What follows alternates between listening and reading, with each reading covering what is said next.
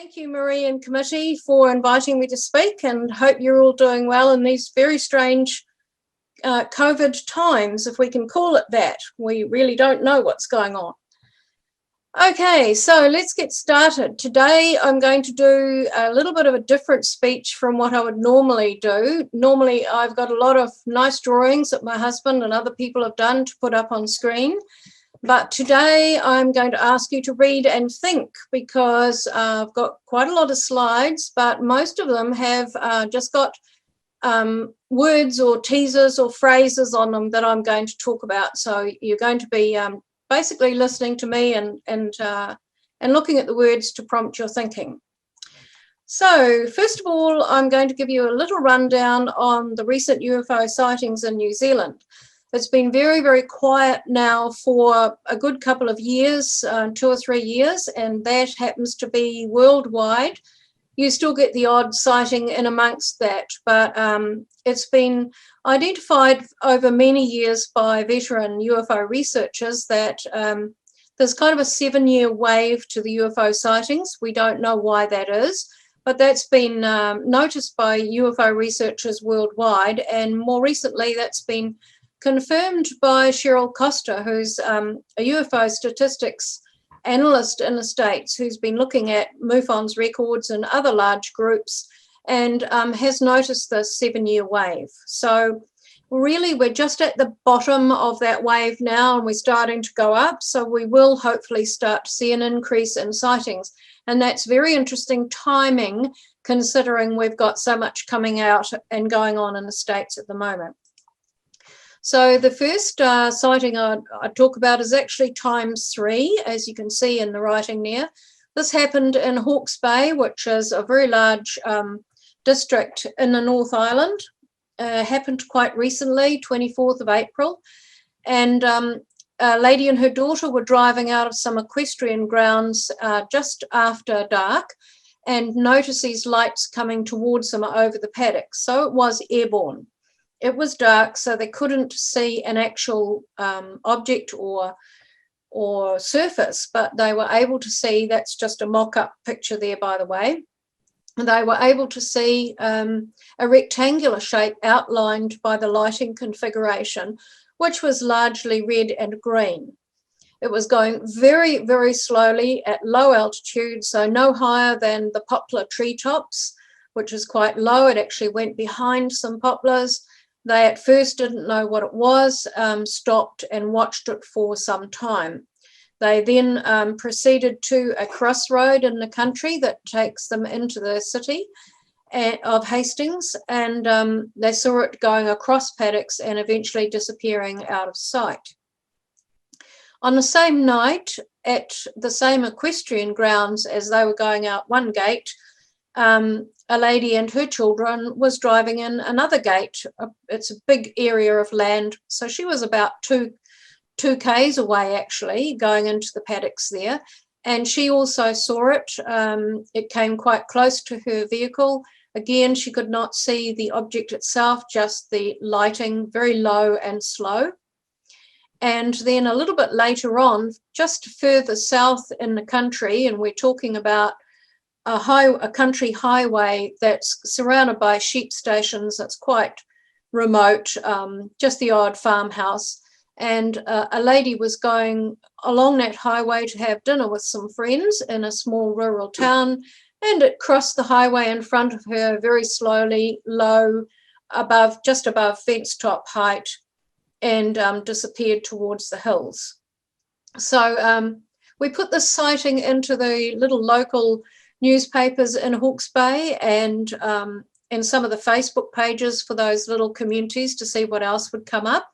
And we got quite a few historic sightings coming through because of this sighting.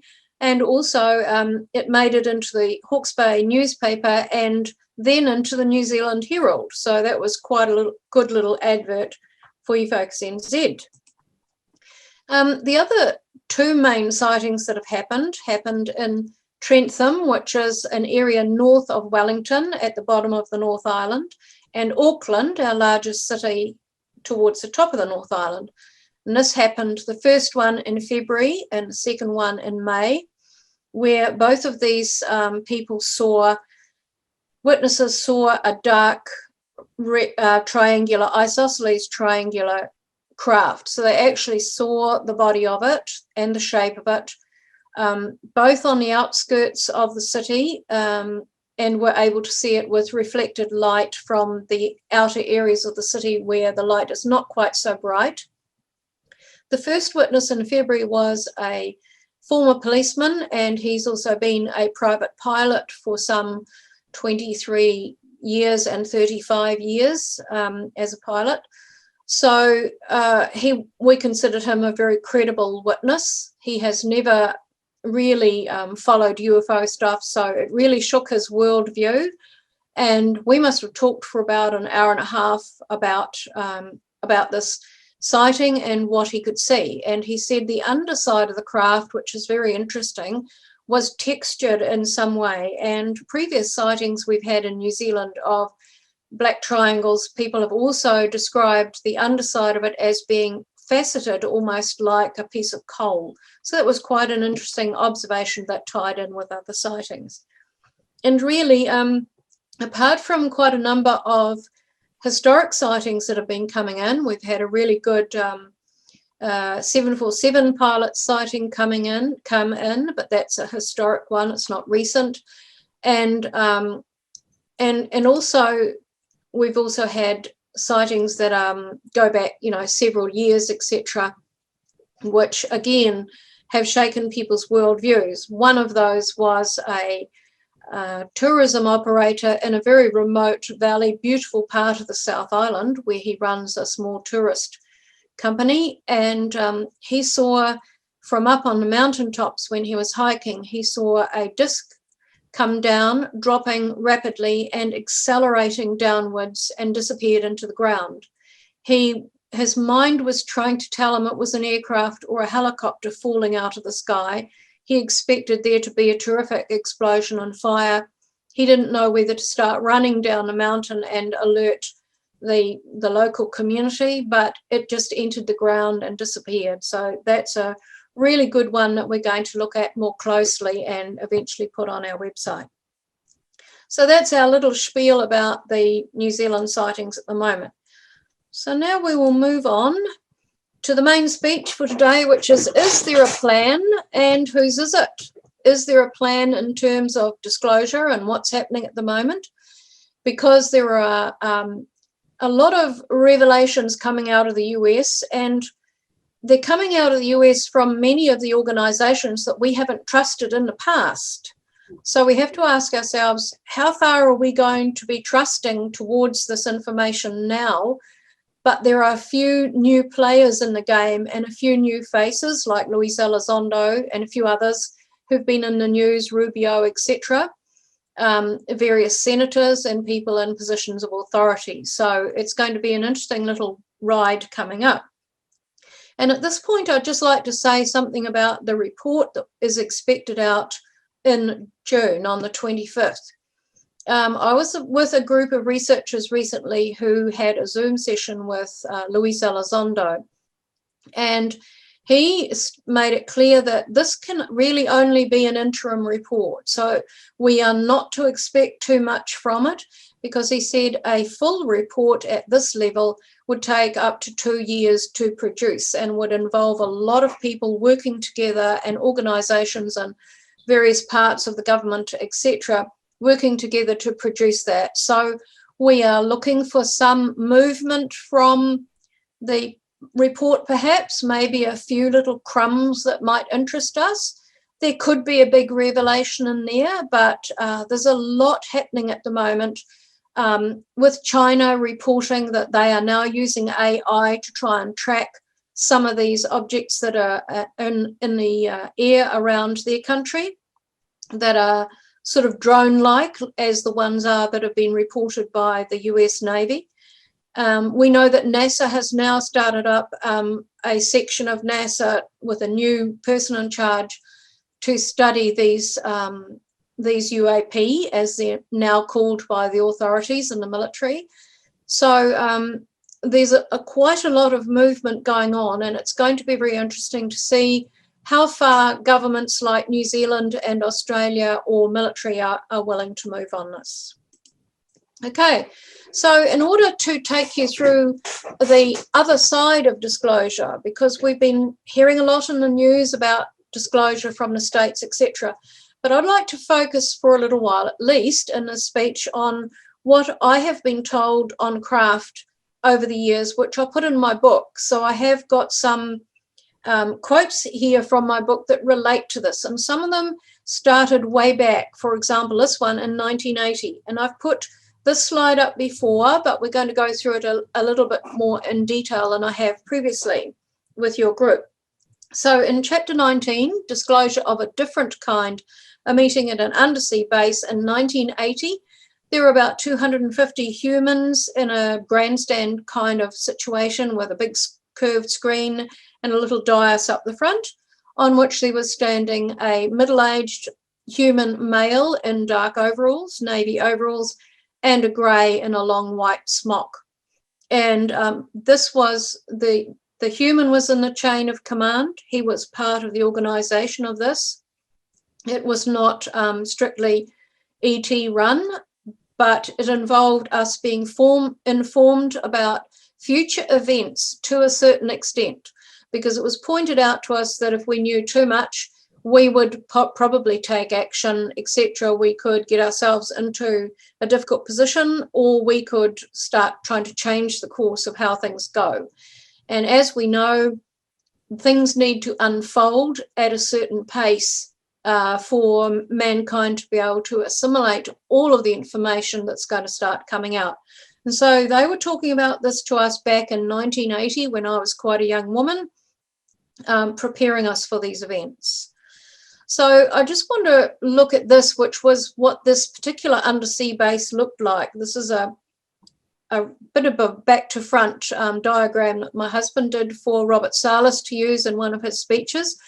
And the reason I'm bringing this in here at this point and digressing for a moment is to show you that very often experiencers will come up with corroborative information. And I heard Robert speaking about an office area in an underground or undersea base where he had been taken and what he had seen. And it tied in very closely with what I had seen. So I don't know if you can see my cursor, but on the left here, the craft came through this entrance. Now, for it to come through that entrance, it had to pass out of water, out of the density of water into air. And Dr. Rudy Schild, who contributed to my book, said, we haven't learned, we don't know how to do that yet. We don't know, we would have in the undersea, in the depths of the ocean, for it to go from that pressure into air would basically crush it like a tin can or something like that. I'm no scientist. So we came into the entrance, parked around where it says our craft, and we went on a moving ramp, such as we now know at airports, etc., and some supermarkets where you're on a moving ramp, but we didn't have anything like that in New Zealand at the time. And we went up into an office area that was all glass.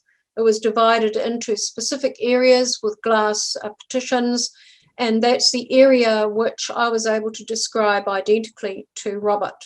And if you went down a corridor, you went into these lecture rooms that I was in, and there were more further on down the corridor that got more kind of rustic as you went along, where it was carved into the rock. Okay, so 1980, and the human actually stated that in the future there will be wild speculation, enthrallment, blame, fear, and a multitude of theories pertaining to the idea of contact with extraterrestrials. Now, we've probably been going through that stage for quite some time, thinking back to even in the 60s with the early contactees, there was enthrallment and a multitude of theories. So really we're moving along the track, but we've moved along quite slowly over these decades, and now at the beginning of this decade we're moving much more quickly. So through these slides, any words that I deem to be a bit important, I'm putting in yellow for you to look at. So really, we're looking at some of those words there, like blame and fear and wild speculation. At the moment, there's not a lot of blame or fear, but we don't know what kind of reaction may come from sectors of society if eventually the pronouncement was made that it's real, they're here, they're amongst us. And I can imagine that there would be sectors of society that would not take too kindly to that. And these are the kinds of things that we need to be prepared to deal with in the future. He anticipated a time in the future when the work that has been carried out between the two species, humans and extraterrestrials, can be revealed to the public. But this eventual disclosure will be dependent upon mankind's readiness and receptiveness. And that's a very important point, because right throughout the decades, people like myself and many others who have these kinds of recollections of contact and lectures on craft or underground or wherever have seen the two species working together, humans and extraterrestrials. Some have seen it in a positive sense, as I have. Others have seen negative things taking place. I can't speak for that because I haven't experienced it. But it shows that a great deal of care and planning has been put into this. So I say to people, this process is something that can't be hurried, and it is a process. It isn't something that you just suddenly put out in the news, on TV or whatever. It is a process of leading humanity towards a certain point of readiness and receptiveness. And this has involved decades of sci-fi and movies and adverts and things that familiarize us with the concept of extraterrestrials or UFOs or life beyond this planet. And maybe we're very, very close to the point now where mankind can assimilate this. And as I've said before, we often say in the UFO fraternity that we're ready for it, but then we are a very small part of the total world population, and there are plenty that aren't. Okay, he warned there will be groups and individuals who will latch onto the idea of an extraterrestrial presence and will seek to create a fear factor around it. And much of our work in the future will be around defusing that fear. Well, we're certainly seeing that creeping in at the moment. We're hearing the word threat a lot. Well, yes, there is the potential for a threat. We can't ignore that, but nor do we want the entire process to swing towards public fear factor, and everyone believing that anything that's coming and visiting our planet is a threat to us and something to be feared. And it's very important for those of you who may be listening who've had contact or who work in a group such as your own, that much of our work in the future, and remember this was 1980, will be around defusing that fear. So groups such as your own, which provides a service to the community in that you have speakers and you discuss things about not just the UFO field, but other aspects of our lives that we need to be aware of and be paying attention to. This is really important in diffusing fear, and not just fear of an extraterrestrial presence, but fear of other things as well. Powerful negative dogmas and theories will arise about contact with the visitors, and conversely, there will be pro-alien cults and organizations, some of which may ultimately be equally as damaging to the prospect of humanity's acceptance of an extraterrestrial presence. Now, that's quite interesting, because if we look back at the contactee times, there were a lot of dogmas and theories that arose around that, almost like a cult-like status for some of those early contactees. And that's not necessarily their doing. It's just that at that time, such accounts of contact were so extraordinary that people were enthusiastic. They wanted to learn more. They wanted to know about it. And often the contactees found themselves put on some kind of pedestal in a cult-like status. back in the 60s and 60s, we had George Adamski come to New Zealand, and there were George Adamski discussion groups right around New Zealand, and he was treated like a king, you know, brought to New Zealand and treated as if he was, you know, a cult figure and a cult leader. And that's the sort of thing that may happen if we start revealing more through disclosure, and more information comes out about what is in our skies and what is happening. Pro-alien cults and organizations can also arise from public speakers on a subject, and through no fault of their own, I'm sure, but there are some prominent speakers in the UFO field who have almost reached cult-like status, in that every word people listen to and take as gospel. But what we have to do is use our own critical thinking and use our intuition, because not everything that they say is correct. Much of it is speculative, but often people don't think deeply enough to realize that. On another occasion, some 7 years later, in 1987, I was taken on board a craft where I met with a senior grey scientist. Now, this entity took me into an area where there was genetic manipulation going on, if you can put it that way, or genetic creation. So there were these enormous tubes, big round cylinders of glass or perspex-like material that you could see into, and there were all of these different species being created there, and I was told what they would do with them and why they were creating them, and it all made perfect sense to me. So they were talking about seeding planets, which is the name of that particular chapter that I wrote about this. So they were creating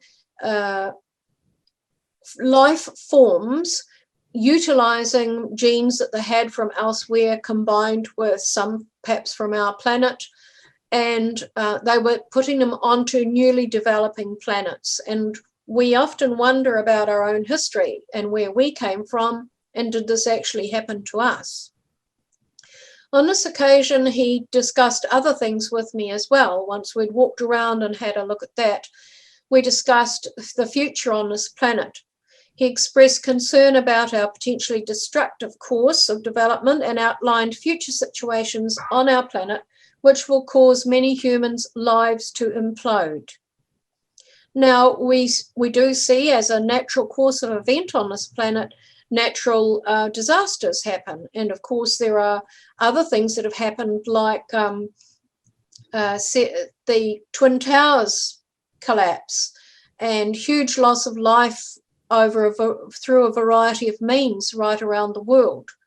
But he was really talking about something in a much broader sense, where this was much more widespread on the planet, and that has had me intrigued in a concerned way for decades now, since 1987, about what could cause this. And I began looking very closely at things that were happening on the planet as I got older. He said widespread chaos will eventually cause people to become insular and concerned only with their day-to-day survival. This will create what he referred to as a dead stage on the planet, as focus becomes confined and self-centered rather than global. Now, this is an interesting one too, because at this point in time, over the last few years, we have been seeing widespread chaos throughout the planet. And I've been shown on another occasion on board craft images of this widespread chaos, where there are people fighting in the streets, there's fires, buildings are on fire, cars are on fire, people are dying, thousands of people protesting. Well, we're seeing a lot of this happening at the moment. More so, I think, than in previous decades. There have been isolated incidents around the world. I think of apartheid, where there were huge demonstrations in New Zealand, huge things happening in South Africa at that time. but those are minuscule in terms of the world stage. He was really talking about the world stage, and really that is probably more akin to what is happening to us at present. And he referred to this dead stage on the planet. Now, he wasn't meaning that we're all going to die, or, plants are going to die and animals. He was just using that expression where everything becomes dampened down, everything becomes still, everything becomes, I can't move this way or that, we can't do this or that. And really, with what has been happening with COVID, I'm starting to think, is this the dead stage on the planet, where everything becomes confined and self-centered? So everyone's rushing out buying toilet paper, for example, self-centered rather than global. We're concerned about what is happening in our backyard, in our country, in our community, in our household, rather than thinking of what's happening in the rest of the world. We've got our head down looking after ourselves. I don't think we've really reached that point of dead stage on the planet yet, but we could be heading that way. Looking at the moment, we've got a virulent form of bird flu that is now reared up in China, and some specialists are saying this could be the beginning of another pandemic right under our nose. We don't know. Is what we're going through now even a pandemic in the true sense of the word? These are the questions that I know that your group is discussing, but which we all need to be thinking about. Okay, so he said the human psyche will experience global despondency. The human psyche, that means us as a mass consciousness, will experience global despondency, and people will be at a loss to know where to go, spiritually, physically, and geographically, or where to turn for assistance and guidance. I've put this slide up before when I've spoken at UFO over the last couple of years, because in 2015, when I'd spoken in the UK and Scandinavia, my husband and I were coming down through Italy, and at that time we saw all of the influx of immigrants coming from Africa and North Africa, up landing in Italy and other countries like Greece, and coming up through Italy. So there was this massive surge, trooping of people through various countries, trying to find somewhere to go physically, geographically, spiritually. But this wasn't the only place. Not long after that, we had the same procession of lost souls coming up from Ecuador and up through South America, heading towards the States. And there have been other areas of the planet where this cavalcade of people looking for somewhere to go has been happening. And there's a multitude of reasons why this is occurring. But at the moment, it has caused a global despondency for quite some time, because some countries have been overwhelmed by this. Some countries have changed basically their whole lifestyle because of this. And we don't know where this is going to end and how it's going to turn out. We will need to become aware of overlaying agendas, humans against humans, humans harming humans on a near global scale. Now, this is, when he said this to me, this was quite a wake-up call. We meaning experiencers, but I think it really applies to all of humanity. Becoming aware of overlaying agendas. And if we look at this whole disclosure procession that's happening in the States at the moment, with one thing after another coming out, and then someone contradicts something that's come out, or they dampen it down a little bit, they make it sound not so serious, then they put out something else. There are overlaying agendas, and we don't know which is the truth, what is the truth anymore. So we have to become very analytical, very critical thinking, and we need to step back before opening our mouths and voicing opinions We have to really do our homework, and I know your group certainly is in many ways. But the bit at the bottom, the 2 lines at the bottom, for me were the real ones to be concerned about. Humans harming humans. Humans against humans. Well, that has always been the case on this planet. It's in our nature to fight each other and to be aggressive and, to gain control. It's a negative side of human nature. But those bottom 2 lines in yellow, humans harming humans on a near global scale. I have been waiting years now, watching what is happening in the world and waiting for something that looks like that. Because all you can do is look at what's happening and try to fit that to that description. And at the moment, we have got a pandemic going on, they tell us. We have got people who've died worldwide, which is a tragedy. And the result of that is now there is a near global push for us all to be vaccinated. Is this a situation that this Gray was talking about, where we are harming each other through a vaccination program? Is the vaccination a good thing? I am not anti-vaccination, but nor am I pro-vaccination. I am pro, let's do it properly, get it right, test it, and not use humans as guinea pigs. And we have no way of knowing at present as to whether that is happening. So humans harming humans on a near global scale, we're talking about some huge thing that is applicable right around the globe.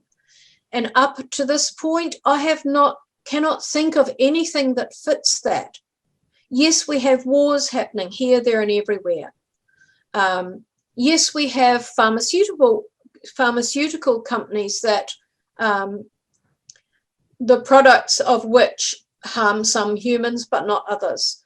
But this was an event or a situation he was referring to which he was not willing to extrapolate on at that time, which was global. So if in the future you really start thinking about this, think about that sentence, humans harming humans on a near global scale. He also said that the way we, and he was talking about experiencers at that time, perceive and convey information is often different from others, and this key difference will become increasingly relevant and crucial in the future during a time of global despondency. Is this the time of global despondency?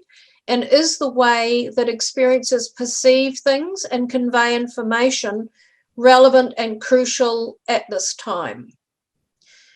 That's a difficult one, because often it is very difficult for experiencers to talk about their thoughts and feelings. Often we're the afterthought on many conference schedules. Often scientists ignore what we have to say because they consider it to be unscientific and not testable. But certainly I think that experiencers do perceive things differently, and they do convey it differently. And I think that will become more relevant as time goes by, because it's all very well to be talking about disclosure, but what follows the disclosure? Contact eventually follows disclosure, is likely to follow at some time in our future.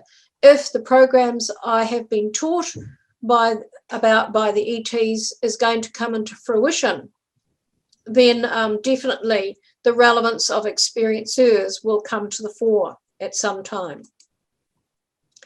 However, their hope is that this will be followed, the situation of global despondency will be followed by a slow upswing of recovery and forward momentum again. There will be a deeper examination of the possibility of life elsewhere. Well, I have heard quite a few things said by the ETs over the years about what might happen when this is examined. because there will be sectors of society who will not want to accept it and will fight against it and rail against it. And so there will be a period of difficulty and examination before any forward momentum and recovery comes to the fore. Now, a year later in 1988, I was taken on board a rectangular craft, obviously similar to what the people in Hawke's Bay saw. And we were given a lecture by what I refer to as a grey elder. So I was told that he was like the rootstock of their civilization, or the echelon of beings who look like him are like the rootstock, if I can put it that way, from which everything else springs. From that, I understood that their genes are utilized in the creation of various hybrid forms of their species. And during this speech, he proposed that in the future, there will be much confusion and speculation as the realization emerges that extraterrestrial races are actually here. But he gave a warning with this.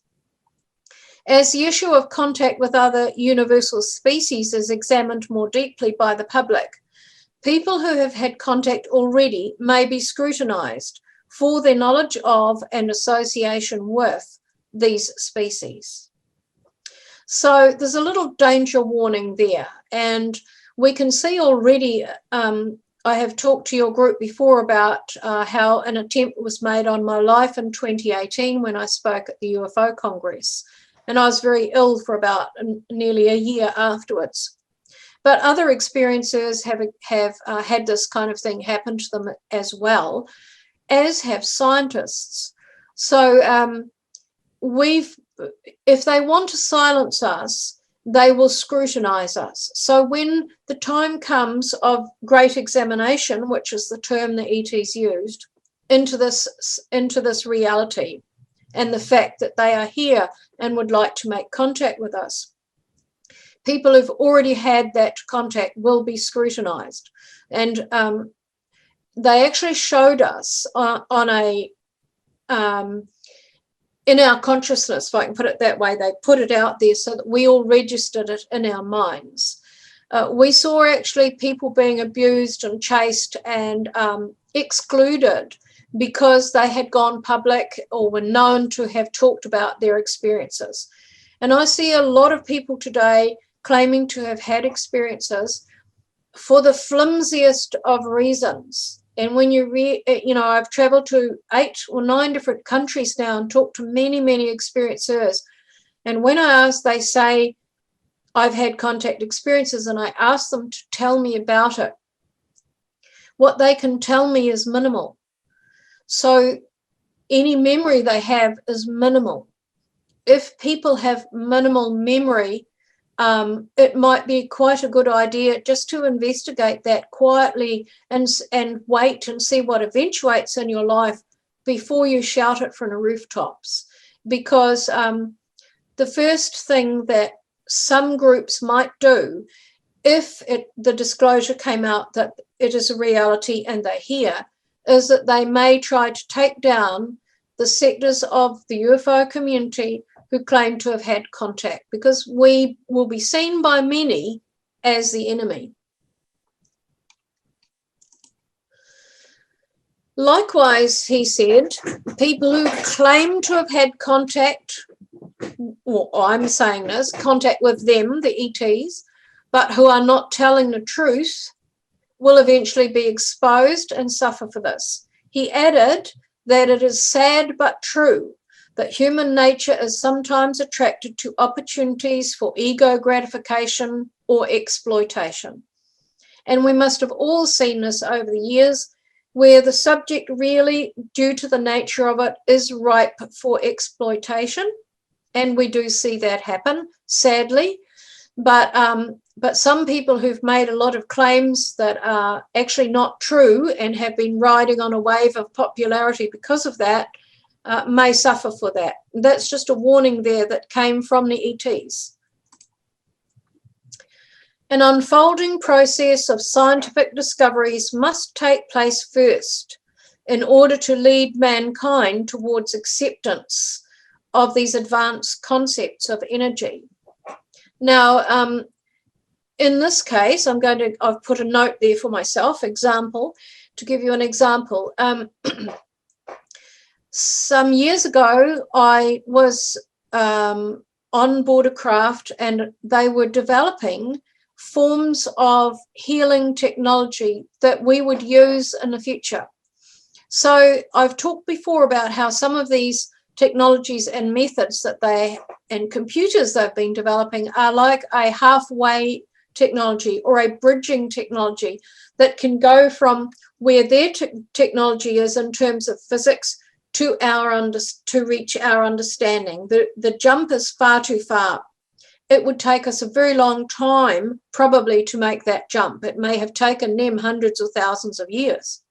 So what they've been trying to do is bring something in the middle here that they've tested out on a lot of experiencers. And in my book, I've written two chapters called The Test, where I described this testing that was going on with this kind of technology.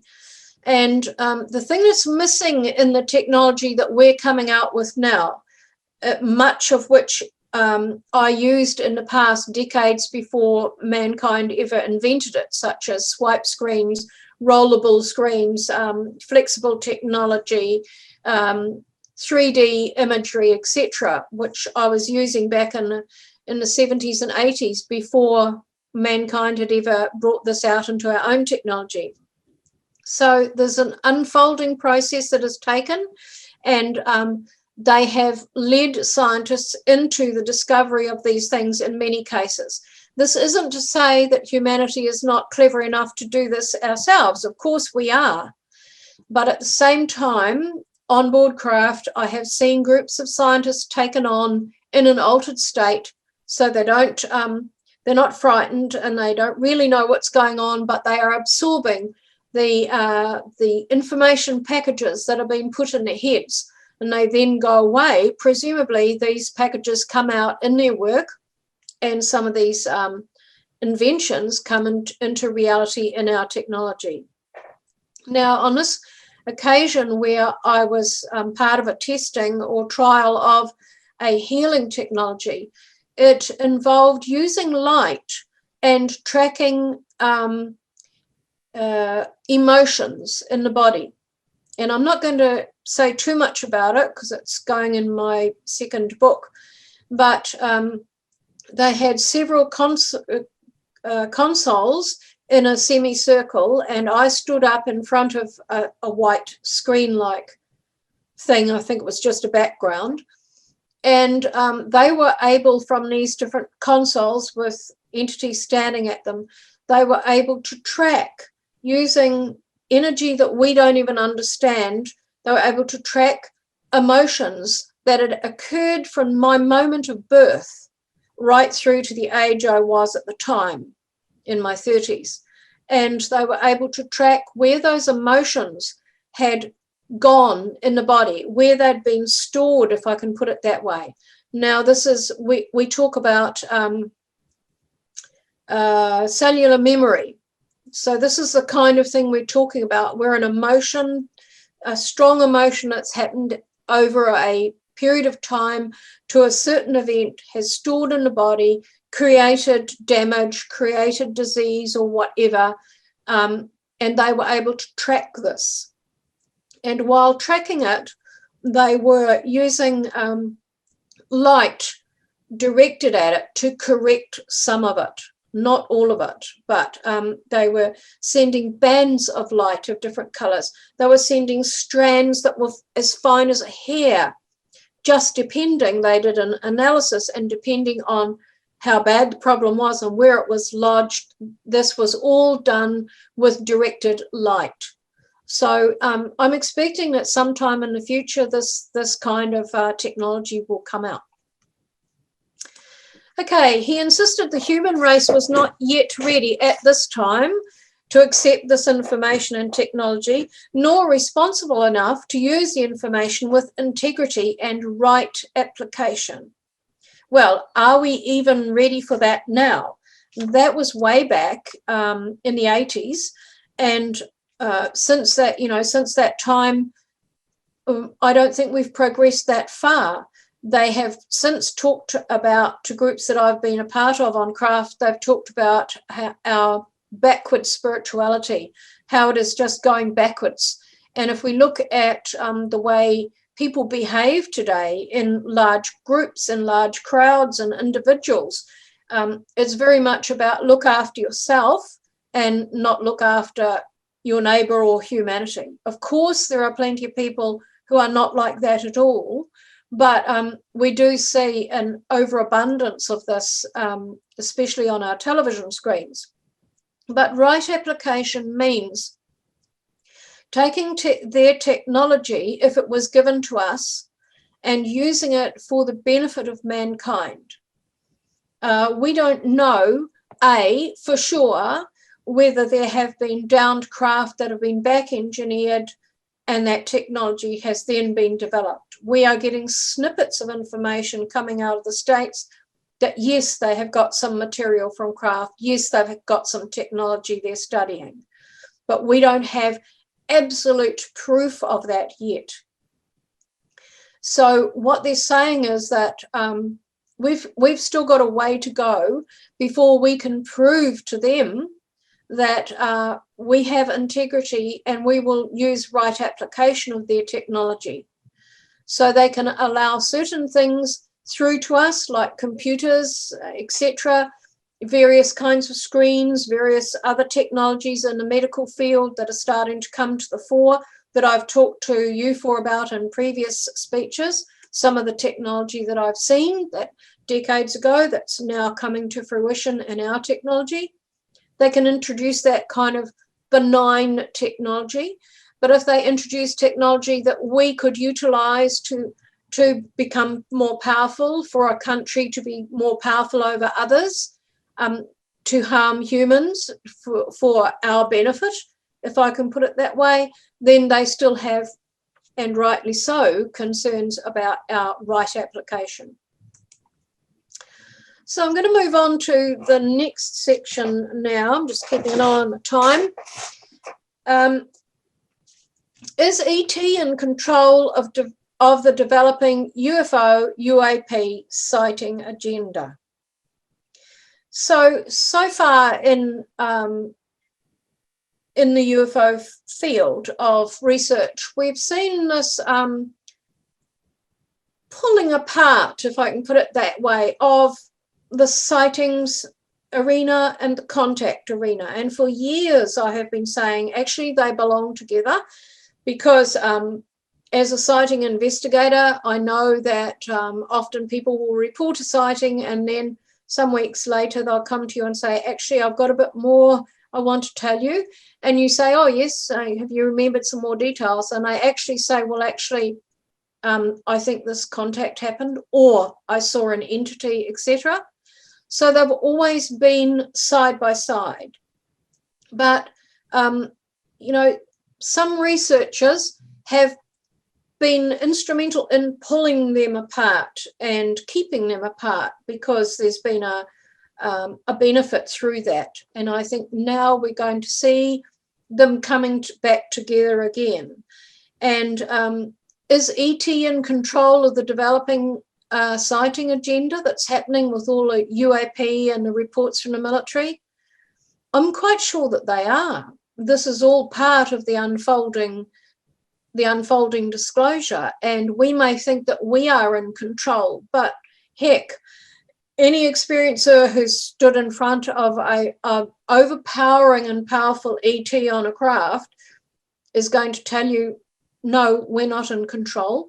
We are being controlled, if I can put it that way, in a positive sense. We are being moved along a track because we've become a danger to ourselves.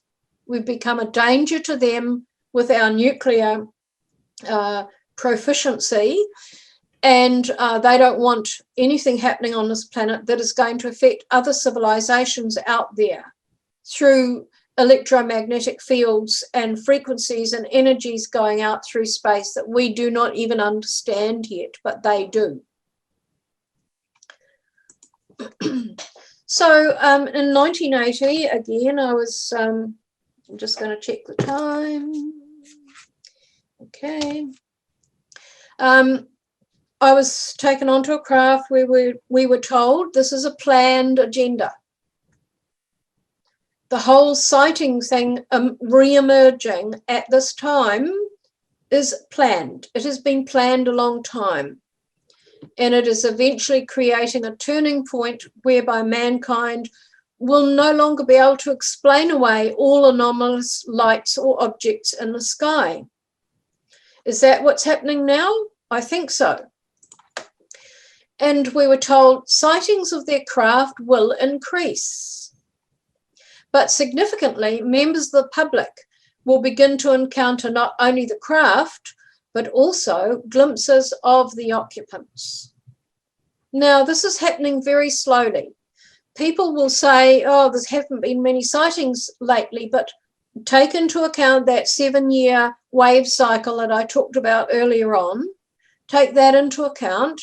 Look at the whole global situation, not just what comes out of the States, which tends to dominate the UFO field. But sightings are slowly going to start increasing. And at this point in time, we're now hearing what the military has been sighting.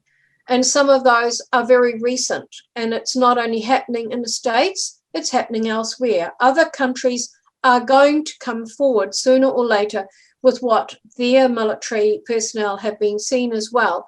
This in turn is going to give the public permission in some way to talk about their experiences. It's going to make people feel safer to talk about what they have seen. And certainly if I look at New Zealand sightings over the last 8 years, this has been happening in New Zealand. So we've had a number of people who have talked to us about their sightings, and they've glimpsed the occupants. They've seen them outside the craft.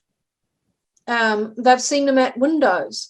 So, for example, we had a neuroscientist in New Zealand who was fishing off some rocks late at night, and he became aware of some glowing eyes, if I can put it that way. They may have been eye covers, they may have been lights moving around.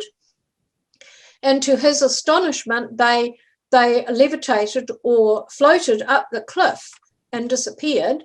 And then he saw this object light up with bright lights in a particular configuration, silently lift off, move past him, go 300 meters or so out to sea in front of him, and basically hung in the sky looking at him.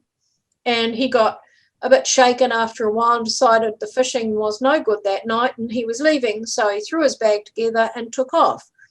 But these are the kinds of sightings where that are being reported worldwide, where people are seeing something other than an object or a light in the sky. Other incidents and events will occur that will trigger human consciousness. True logic will eventually prevail and people will begin to accept the reality of extraterrestrial visitation. If we go back, this is 1980, and they're talking about what will happen in the future. So, so really looking at what's coming out of the States at the moment and some other countries, this is the point we're at now. China is saying they have had incursions into their airspace, seeing things on television. These objects, the Navy footage, etc., is triggering people's consciousness. People are contacting me and saying, I had a sighting in the 60s. I had a sighting in the 70s. I want to talk about it now, because they're seeing that it's okay, as I said before, to do this. And I like the bit here. I don't know if you can see my cursor. Third line down, true logic will eventually prevail. So we're waiting now for a report to come out, which may turn out to be just an interim report.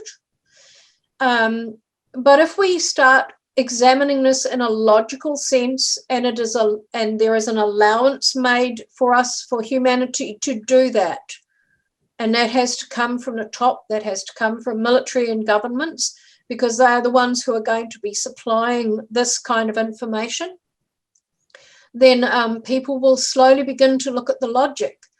And this time of examination that I mentioned before that the ETs have talked about, this great time of examination, is just beginning. Now let's move on in the last part of the speech, just looking at the time, to some experiencers' concerns. Because, you know, I get dozens of emails and messages every month from experiencers around the world, and some of them are wanting to talk about their experiences and see if I know of any corroborative experiences from other people. But many of them are expressing their concerns and their frustrations of what is happening in the world at the moment. And the experiencers are feeling at this point in time that they don't really have an avenue to go down in terms of contact. They don't have the platform to make their feelings and thoughts known. Of course, there are podcasts and Zoom speeches and that on YouTube, but it's not something that an experiencer feels safe talking about in their own community, and sometimes not even in their own family. We will reach that point eventually, but at the moment, a lot of people are feeling stifled about this. And so some advice that the ETs gave at one stage is beware of false narratives affecting the way people think. Mistaken ways of thinking, in other words. So if we look out there at what is on YouTube and on Facebook, etc., we see a lot of false narratives out there, and it's very misleading for people who are new to the subject. They can't sort it out. So I also think that there are some experiencers who are coming into their own, who are realizing that they've had experiences, having flashbacks and memories of experiences, reading through records they've kept of their dreams and are now seeing them in a different light and analysing them. And they're realising that they have been misled some of the time by mistaken ways of thinking. And really it's up to us as individuals to examine things critically, as I've already said, and take from what people are saying what feels right to us, but don't take it on board if it doesn't, because it can lead you down a bad path. Now, this is a quote from Keith Basterfield, one of your researchers in Australia. And Keith wrote this to me in an email some years ago and has given me permission to quote it. And I think this is a really great statement that Keith made. Some researchers are creating the field rather than researching it. Now, I found this to be so truthful and so relevant and so deeply touching for me as both an experiencer and a researcher that I thought about this deeply, and I wrote an article about it, which was published in the UK in Gary Hesseltine's UFO Truth magazine, about integrity in the contact field. Because some researchers, I believe, have been creating the field. And by that, he meant that they have been putting information out there which was advantageous to them, but not necessarily advantageous at all to the very people that they purported to be serving, and that is experiencers, contactees, abductees. And I think a lot of people have been led down garden paths by competing researchers. And I have seen this over the years in speaking at conferences in different parts of the world. We see people who are competing, who have to have the best speech or the most sensational thing to put in their speech or whatever. So they've been creating the field, creating the data, creating the conversation, rather than researching it, rather than looking at what experiences are really saying and analysing and researching that. Very often interpretations have been made by researchers, and speculation has been made, and then it is delivered in a sense that is realistic, that is factual, that is gospel, and how you deliver it and make it sound good and professional and definite and strong and powerful, people believe it.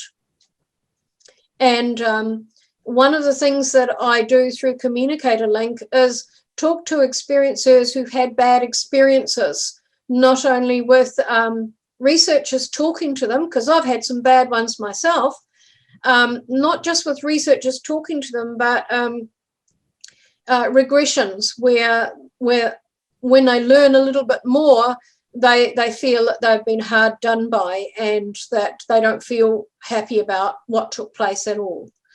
So this is a very important area of contact to me. Integrity in the field and ethics means everything to me. Confidentiality, respecting people's material, and being truthful. And if you don't know something, don't make it up. You say, I don't know, but I'll research it. Are people who are spreading disinformation being protected and promoted? Now, this is a question that has come up. I've put it in here because this has come up at a lot of conferences that I have been to, where, you know, the same old argy-bargy happens in the UFO field where people are pointing fingers, etc. But, you know, sometimes you wonder if disinformation that is being spread, those people never seem to, even if people are able to prove it's disinformation, they don't come to any harm. They're still being invited to conferences. They are still promoting themselves. They still have a huge following of people, even though sometimes their information has been proved to be completely incorrect. There's been no retraction by them. There's been no apology by them. And so you have to start wondering, why are they still operating? And I think, for example, of myself and a number of other experiencers and abductees I know who've actually been harmed and hurt and threatened and injured. There's quite a number of experiencers and ones who've gone public who, with their experiences, who've experienced this. So, for example, using what happened to me at the Congress, where I nearly died when I got back to New Zealand because of what I'd been infected with, I was talking about alien technology. But I see, you know, people from various groups and representatives who've been in the news in the recent few years, since 2017, for example, in the States, who are talking about technology, who are making claims about in the media about technology, but nothing's happening to them. So, you know, you have to wonder, why is it? Why? And I'm still asking myself this, and I don't have an answer yet. Why is it that experiencers who talk about these things are threatened and injured? And it's happened to quite a number of us. And at the moment, information capsules are surfacing en masse. And by that, I mean that people who have, over the years, experiencers, abductees who've been given these information capsules about what they're to do in the future, what they may need to do, how they need to go about it. This is all surfacing. So people are contacting people like myself and others who work in this field and talking about this information that they've got that's just suddenly opened up in their mind. And they are sometimes having memories about when it was put in there, how it was put in there, and who and what was present at the time. The more this happens, the more people are going to feel safe to come out and talk about it. So we have the three waves that I've talked about previously, three waves of souls who've incarnated on the planet at this time to serve different purposes and to undertake certain tasks. And the second wave are basically in my age group, but younger, a bit older.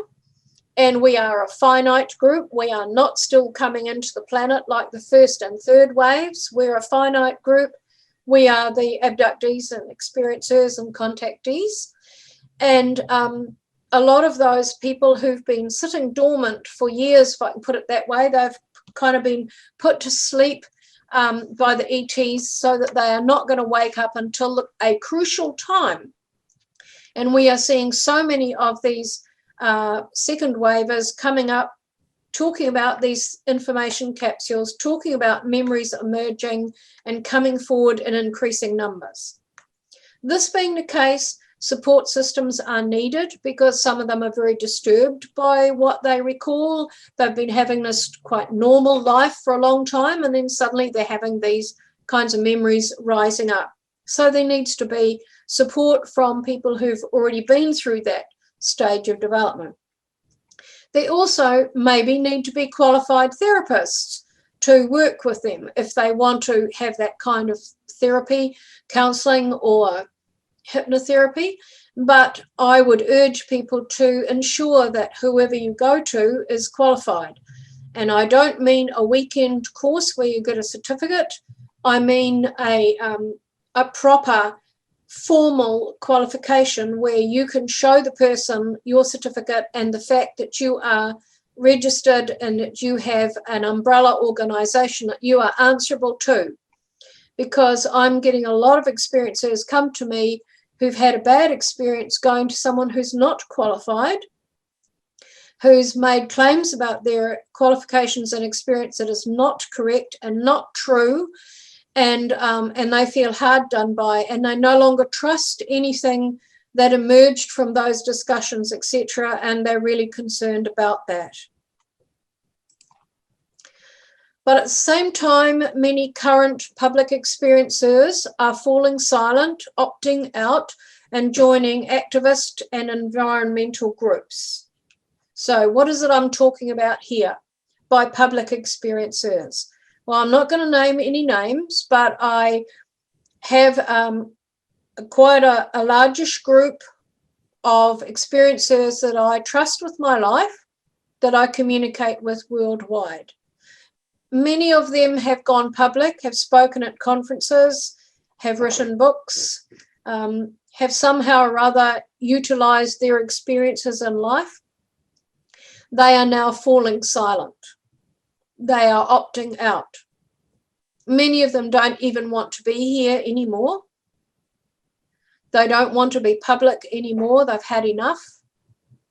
And instead they are turning their energies towards activist groups, environmental groups, serving the environment and Mother Earth, because this is where they see our biggest danger and our biggest problem arising in the future is, as I have talked about before, massive earth changes. Many of these experiencers have gone public about what they have seen on board craft, what they've been shown is likely to happen in the future, as I have been shown, and they don't want to discuss it anymore.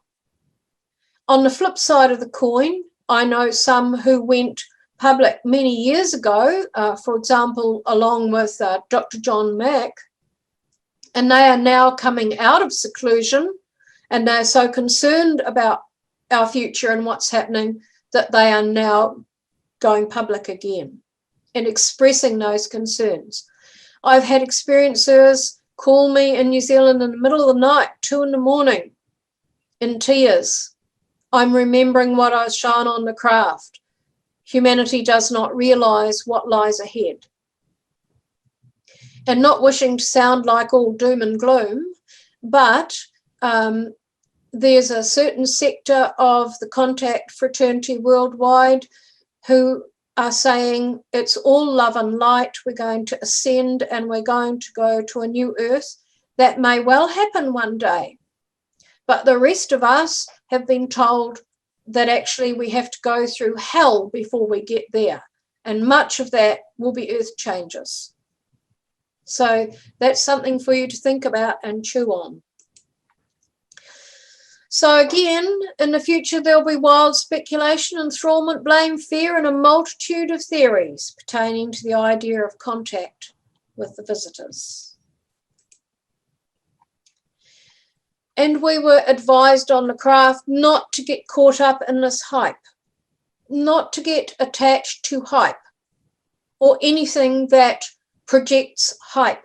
We should strive to work independently or with like-minded people, many of whom will be brought to us one way or another.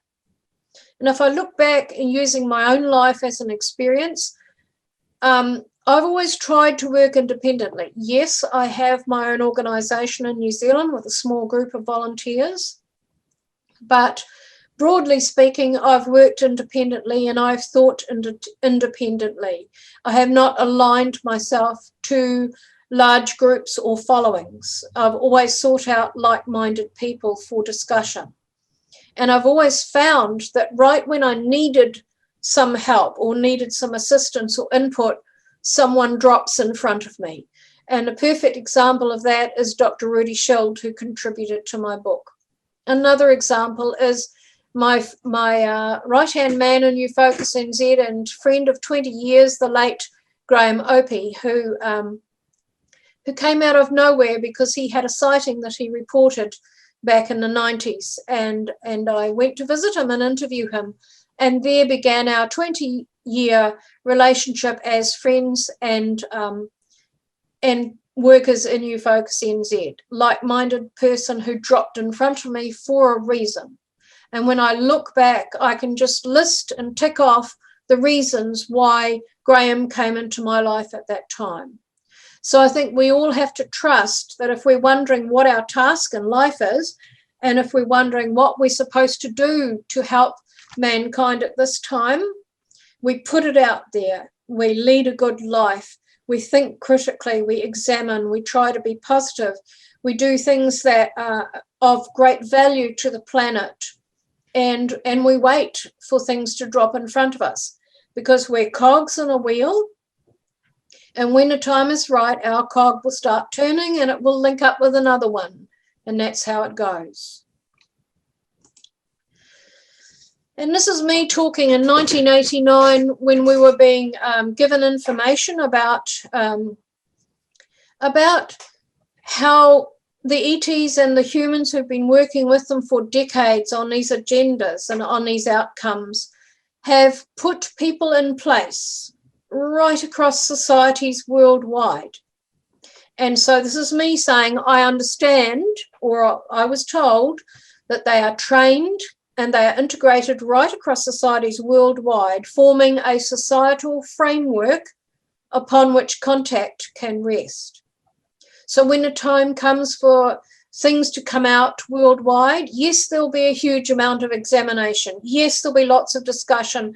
Yes, there might be some bad things happen and some negative things happen.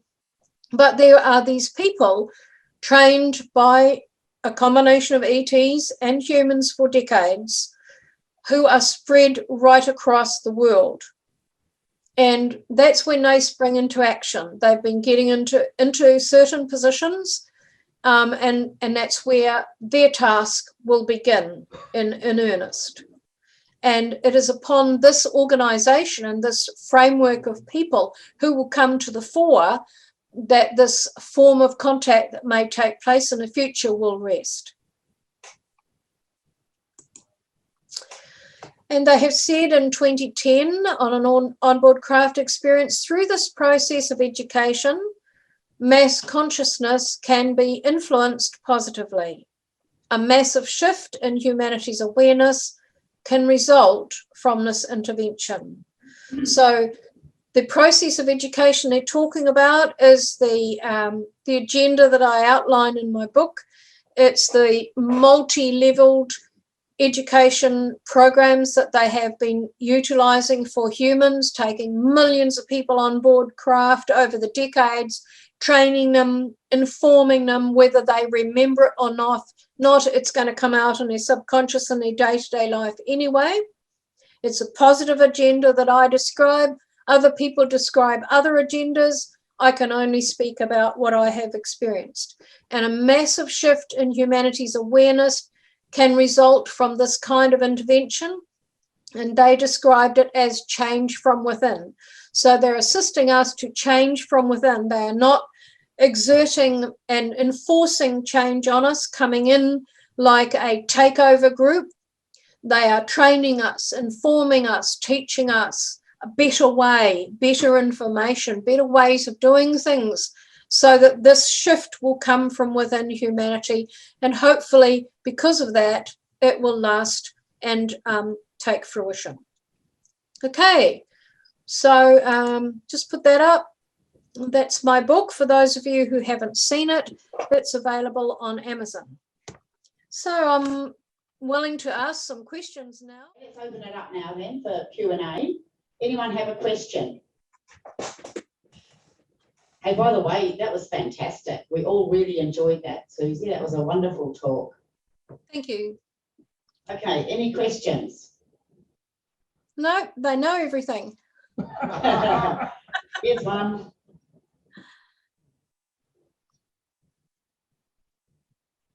Thank you for the presentation. It's fantastic. There's a lot of talk about med beds coming into our near future. A near future could be years away. It's also sort of meant to be an esoteric sort of healing process. Are we thinking about this on the same lines as what the explanation would be? Or do you think it's all under the same umbrella? I just missed the last part of the question. Is our med beds and your explanation of the light shining, particularly in emotive parts of our body, is that all under the same umbrella, the same healing process as the med bed? Yes. I did a speech to you for, I think it was 2018, I think. I'll just have a drink, hang on.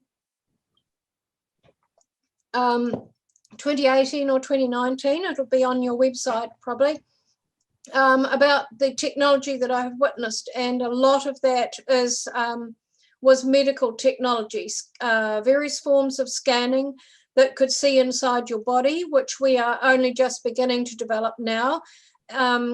So all of these things that they test out and they use on experiencers on a craft, and they you give feedback and you can talk about, talk to them about it. It's not like they do things and they're not willing to talk about it. Certainly not the species that I've had contact with anyway. But a number of the chapters in my book, I talk about these beds. I didn't call them med beds. That's a recent term that someone else has used. But for example, in one of the chapters, I describe a bed that because I didn't have any other reference point to describe it when I was writing the book, I said that the base of it was like an armadillo's back. You know how an armadillo has that armor and it can roll itself up into a ball? Well, the med bed had the bottom that was like that, so it could go into different shapes, and it could roll up. It could accommodate all different kinds of forms and bodies, put it that way. But it could also do a whole variety of things. So yes, the use of the color therapy is all part of the kind of technology they've been developing for us, and much of this has filtered down, I think, or been back engineered or obtained in some way through cooperation, and we're seeing it coming out now because the likeness of our technology that's coming out now, the likeness to what I've seen on board craft is phenomenal, but there are aspects of it we're struggling with. And the main aspect we struggle with all of this healing technology is the use of consciousness. Not only the consciousness of the person who's on the healing apparatus, but the consciousness of the ETs working with you, doing the healing or doing the operation of the apparatus. And so this is this missing link. We are only just beginning to use thought, for example, to be able to move a cursor on a screen, and people who tetraplegics and paraplegics are able to operate a computer with their mind. But this often involves attaching electrodes and all of that sort of thing to register brain waves, etc. We do not yet have that instant link of consciousness. And I describe also in my book a chapter on flying a craft, and this was a perfect example of the instant use of consciousness, because it bypasses all of the mechanics of the body, the need for the brain to transfer messages to muscles and ligaments and tendons, etc., to make the arm move, to make the arm, you know, pull a joystick or something. It is instant connection between the consciousness and the craft. And this is the same with these medical procedures on craft, these medical apparatus and technology, where you link your consciousness in to the apparatus, and that's how it is able to operate with you. So it's like you become a part of that technology in some way. And that's the difference between our technology at present and what they can offer us and what we're trying to develop. Thank you, that's brilliant. Do we have a timeline?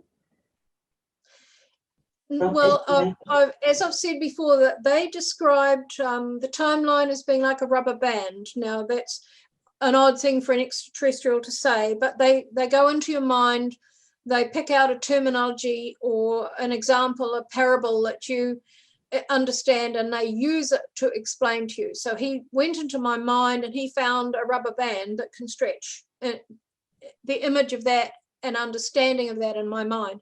And so he said the timeline for what we're going through on the planet is like a rubber band. So some days it can pull out and it's really doing well. We've advanced all the way out here from the starting point and we're doing well. But the next day we might be back here again because there's a war going on or something terrible has happened in the world on a global scale or in a particular country.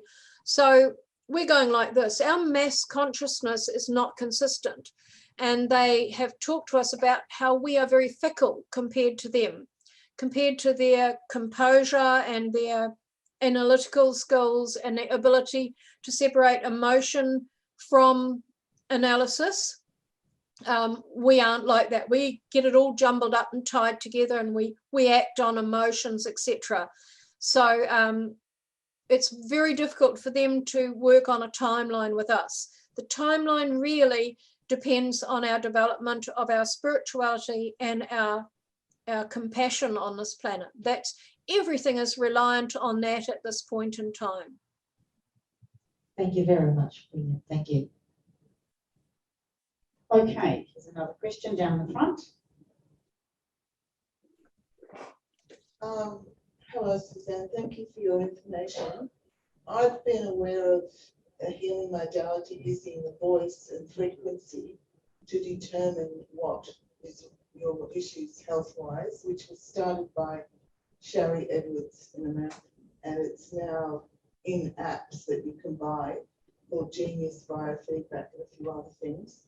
Is that kind of frequency healing also part of some of the work that you've experienced in your... I'm sorry, but I'm having real trouble hearing what you're saying. It's really rumbly and muffled. Can you Can you hear me now? I can, but it's very muffled.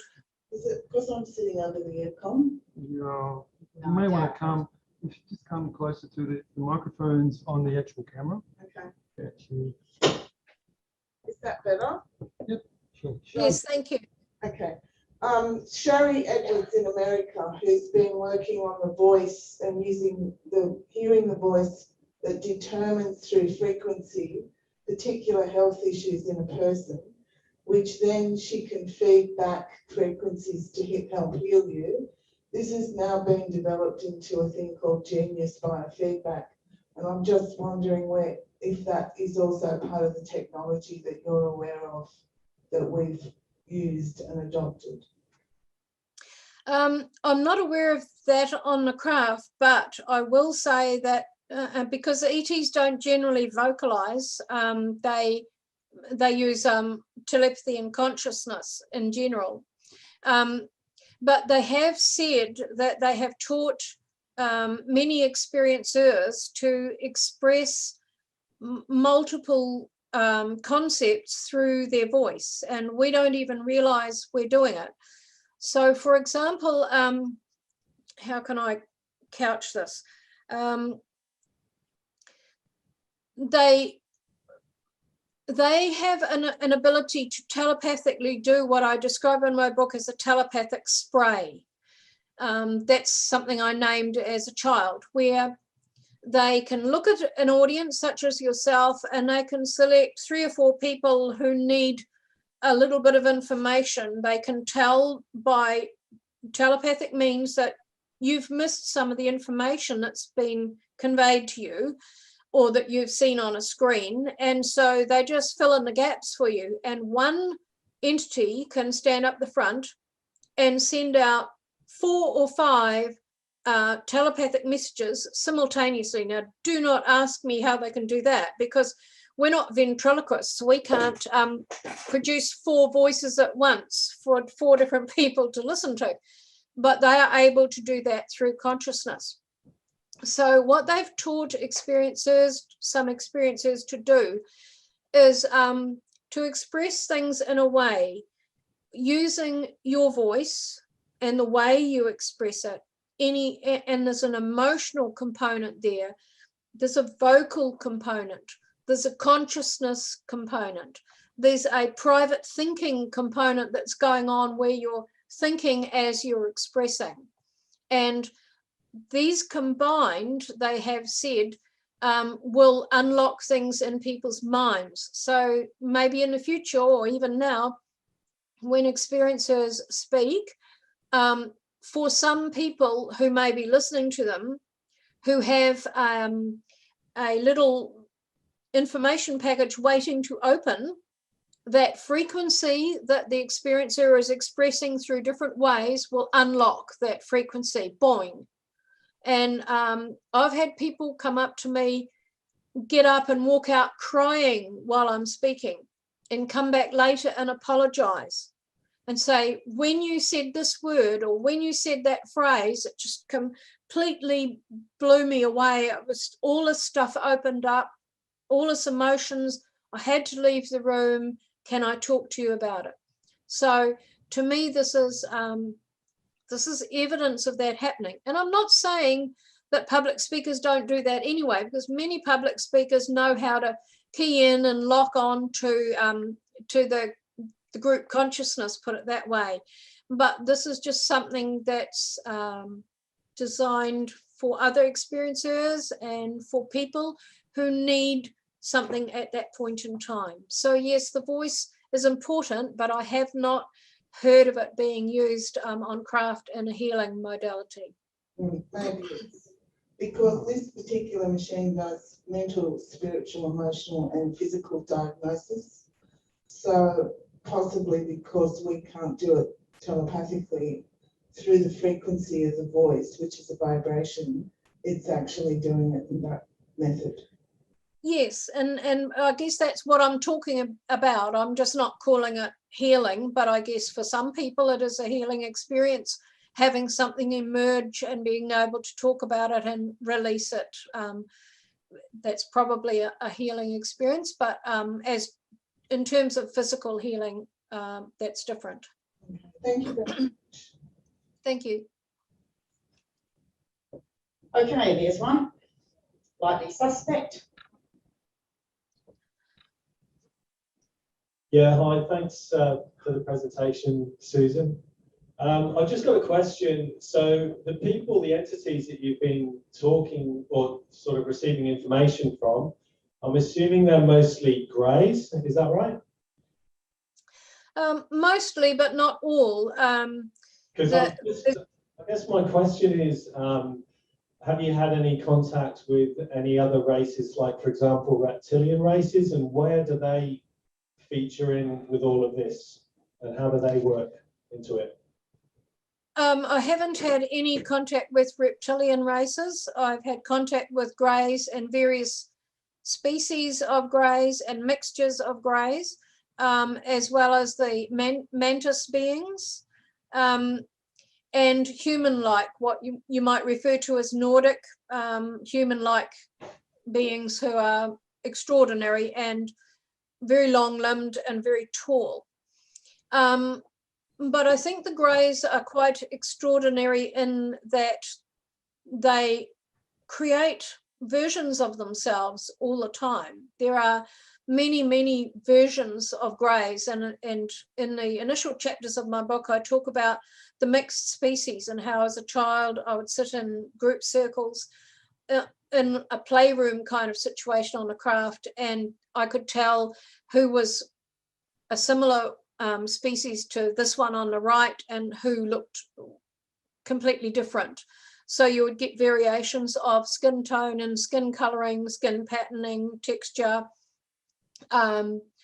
facial and skull formation looking different. You get different eyes, etc., different shape of the slit here, different kind of tiny nose, in some visible, in others not very visible. So there were a lot of variations. But in my second book that I'm partway through writing, I will be talking about the hybrids. And unfortunately for me, perhaps, my experiences of the hybrids differ somewhat from those versions that have been put out by a number of researchers. The hybrids that I'm talking about are the ones on the craft that are being produced to have contact with us eventually, open contact, not the kind of hybrids that some experiences are talking about who are here on the planet, etc. This is a very different echelon of genetic engineering. Okay, thank you. Thank you. Okay.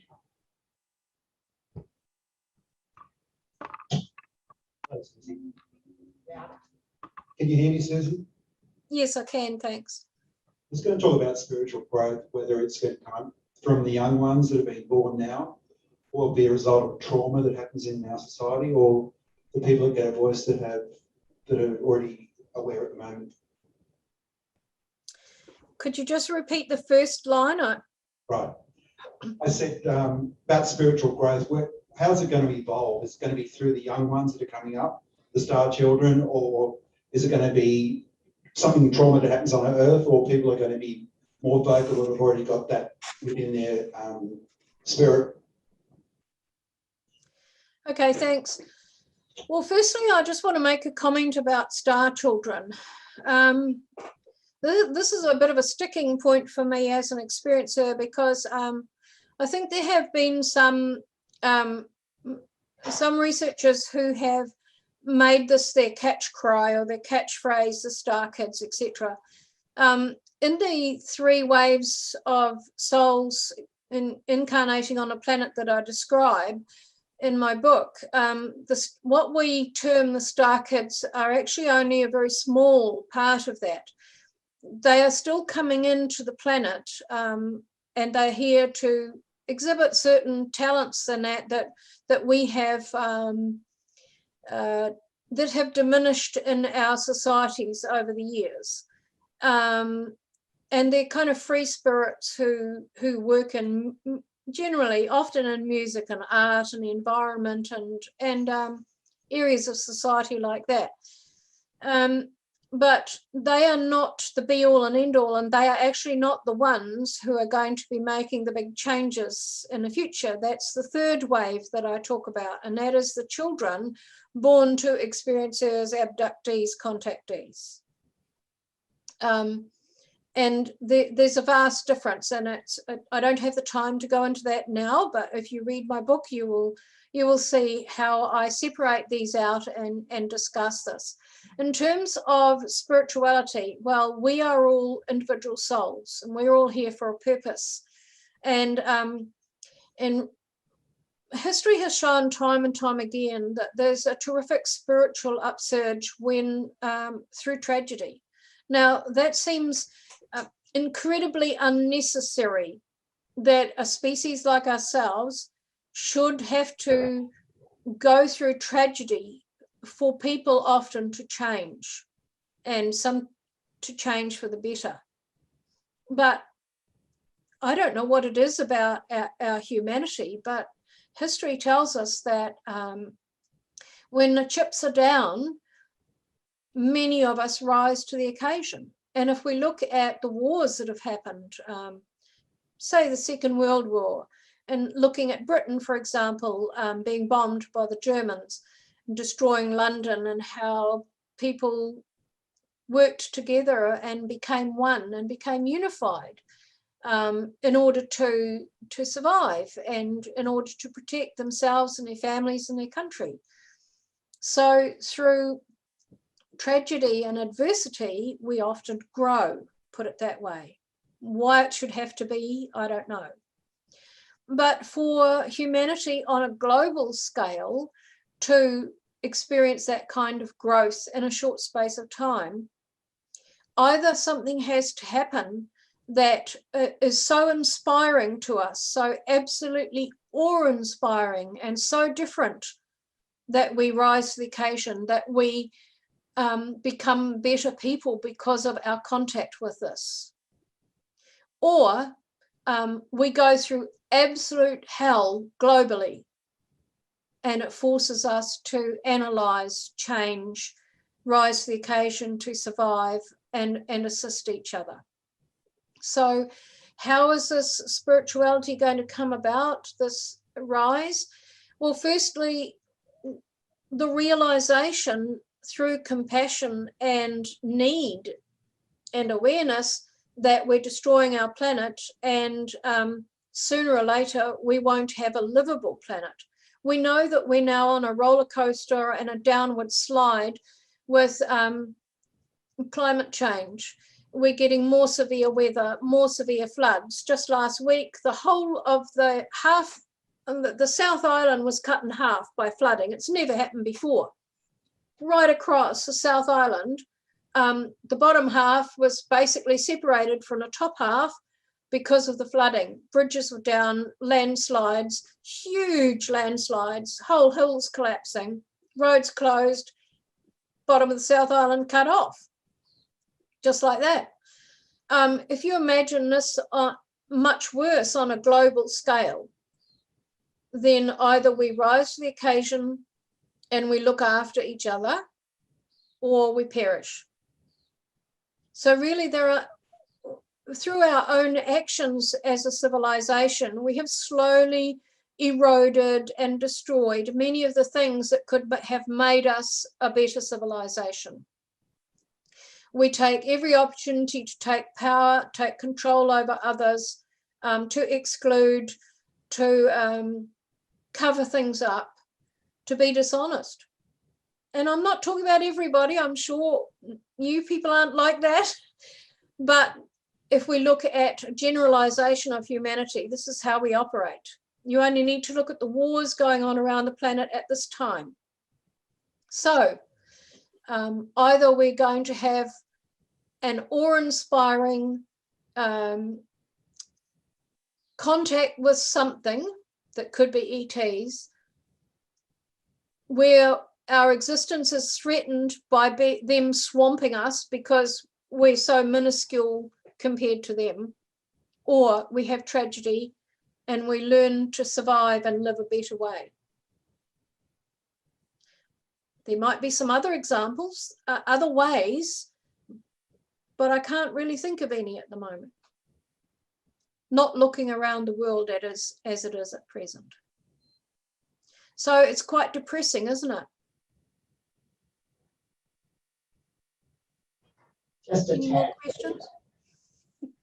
Okay, we've got another question here.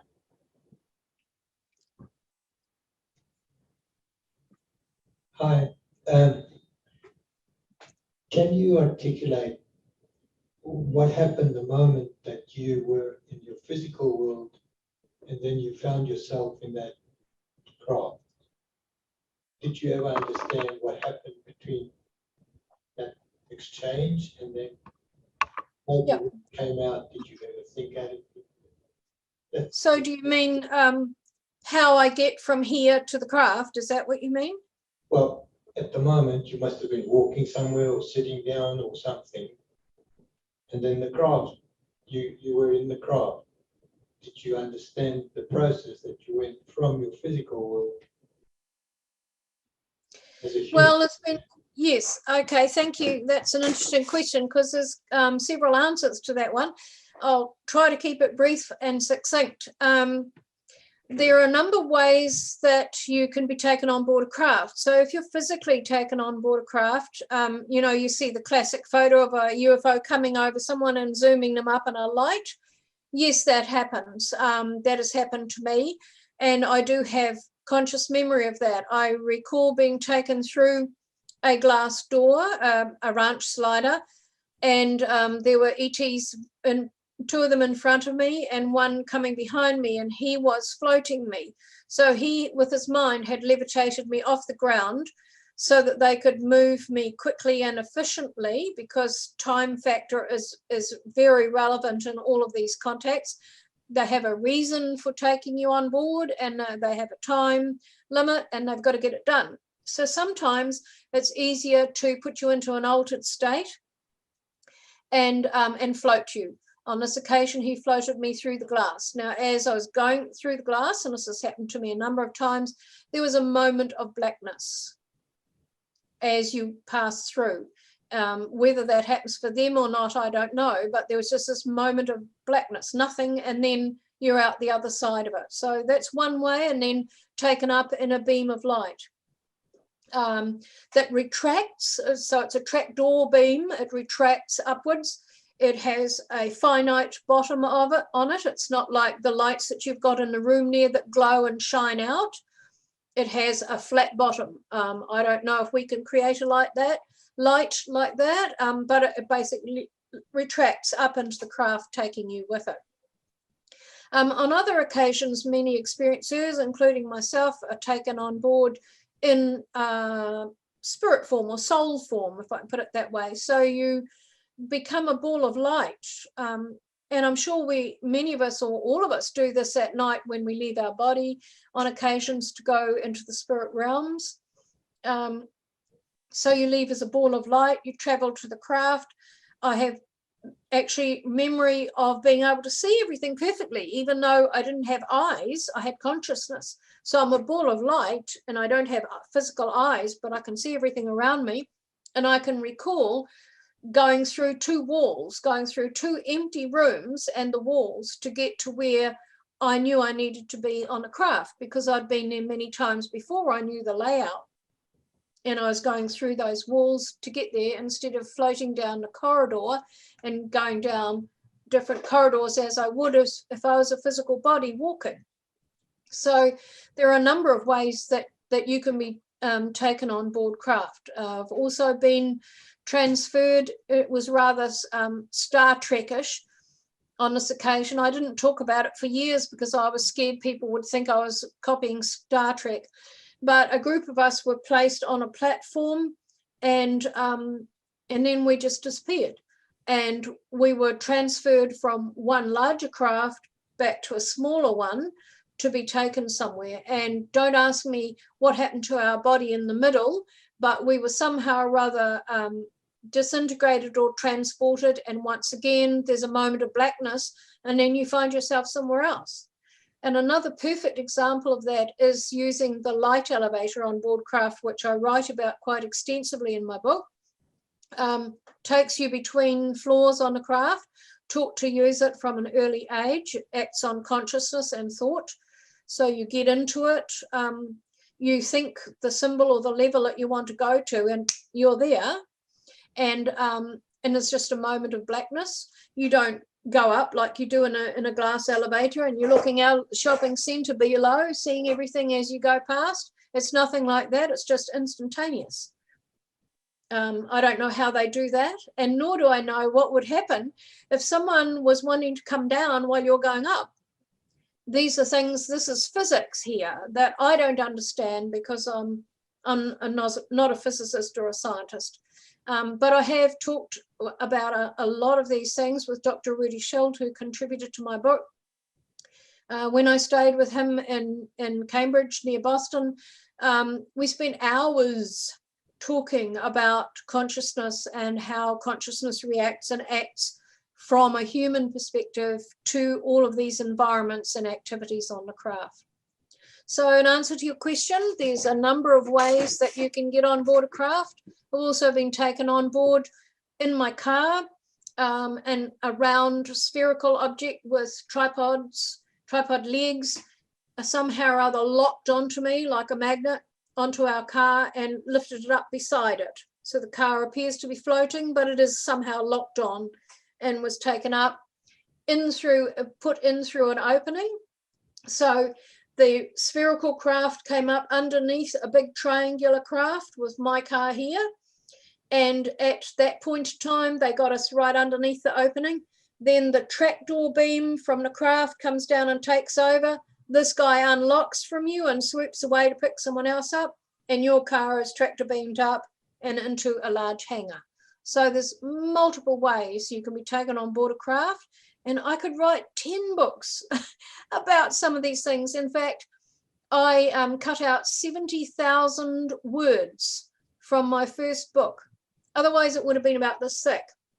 I cut out 70,000 words that all related to stairs that lowered, tractor beams, different colors, different things that they did, different technology on a craft, how doors opened and shut, how they,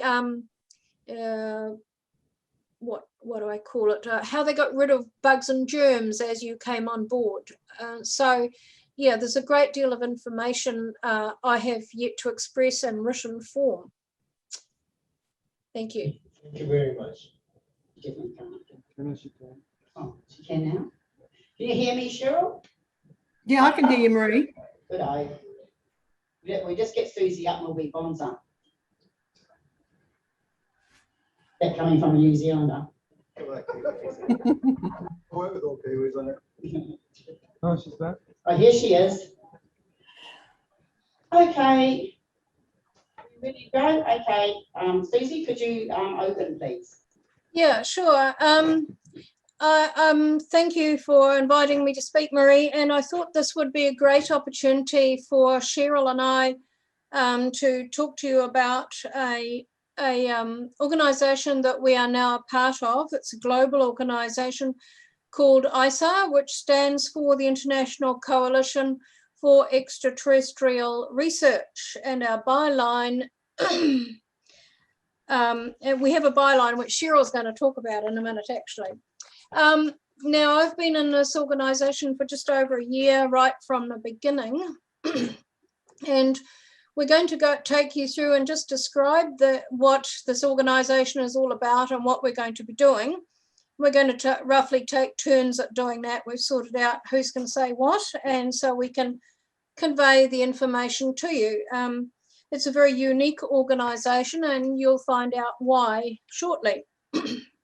So just to get the ball rolling, it's now headquartered, has been registered in Porto, Portugal.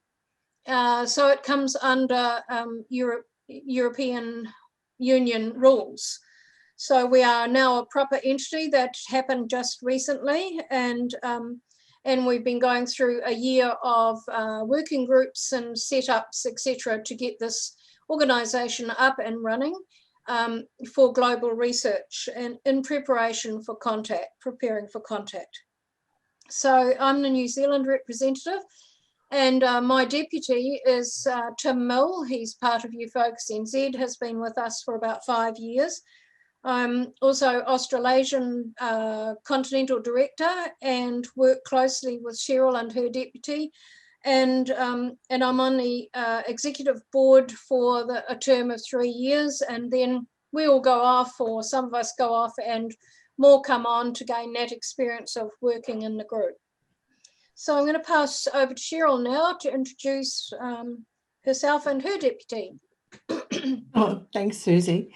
Yes, I got involved with ICER last year, and the Australian representative, and my deputy is Ben Hurl, who is the president of the Victorian UFO Action Group in East Gippsland in Victoria.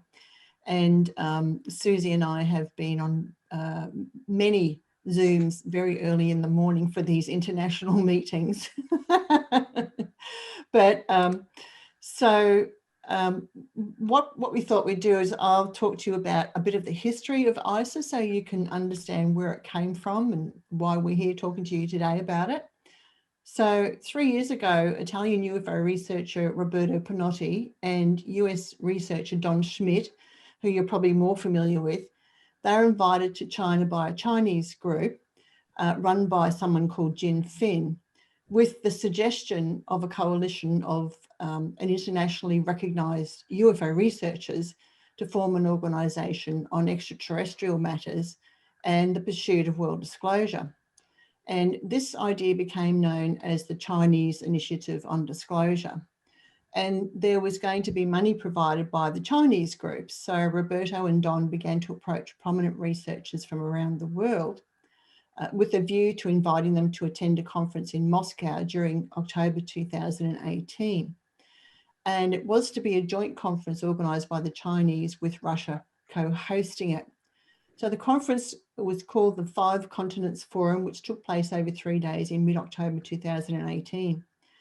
And over the 3 days, a series of discussions took place between the leader of the Chinese group and the attending researchers, who were Roberto Pinotti from Italy and Don Schmidt, Gary Heseltine from the UK, Ademir Javad from Brazil, who some of you may have heard of, Gabor Takali from Hungary, Hakdan Aktagan from Turkey, Anthony Choi from Peru, Lakazar Filipov from Bulgaria, and Andrea Simondini from Argentina. You can see it's that's just that group who attended that particular forum, but it has since grown to 27 people, with some of those people having left for various reasons. So the central objective of the discussions at that time was to officially request the United Nations reopen the initiative which was originally proposed by Grenada in 1979, which is to investigate UFOs on a global level, and then take it to the United Nations, which is still the aim.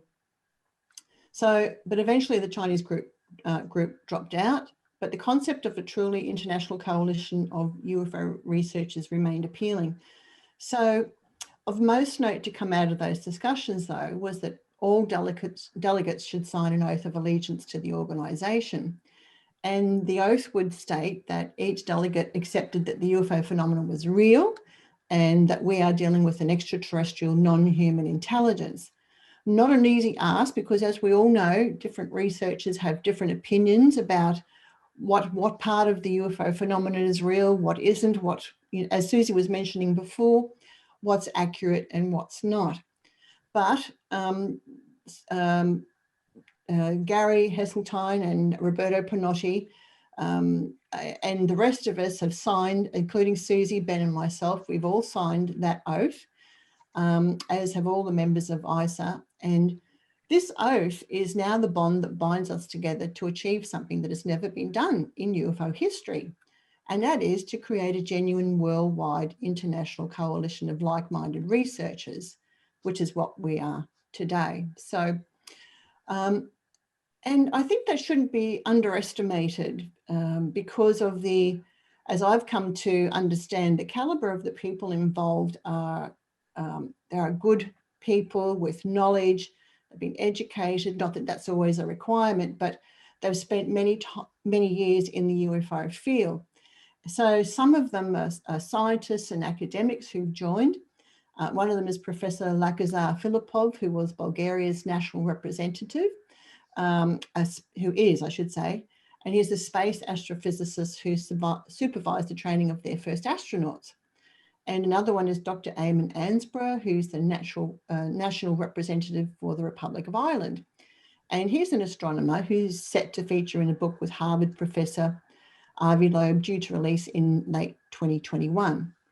So that's where we're at. We're a group of 27 individuals who've decided it's time to band together and to do something on a worldwide scale. Okay, so now let's have a look at the byline for ICER, which is preparing for contact. Both Sheryl and I have been working towards this for a very long time. And I remember in the early 2000s, Sheryl gave a brilliant speech in Australia that at a conference I was attending.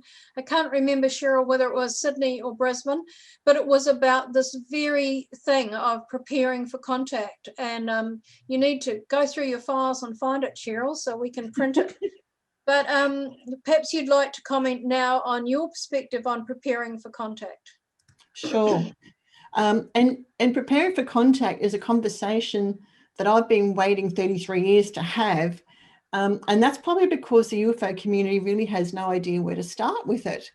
Even though the modern era of UFO research is rich with reports of alien contact, some of those with humans, there's been no excuse as to why we've had decades to talk about contact, but we actually haven't really done it on a general scale within the UFO community.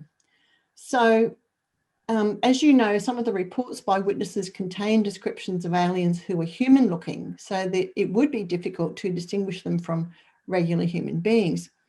So that begs the question, has ET been here all along, right under our nose?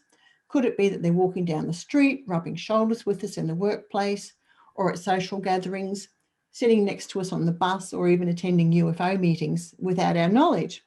And according to some witnesses, the answer is yes.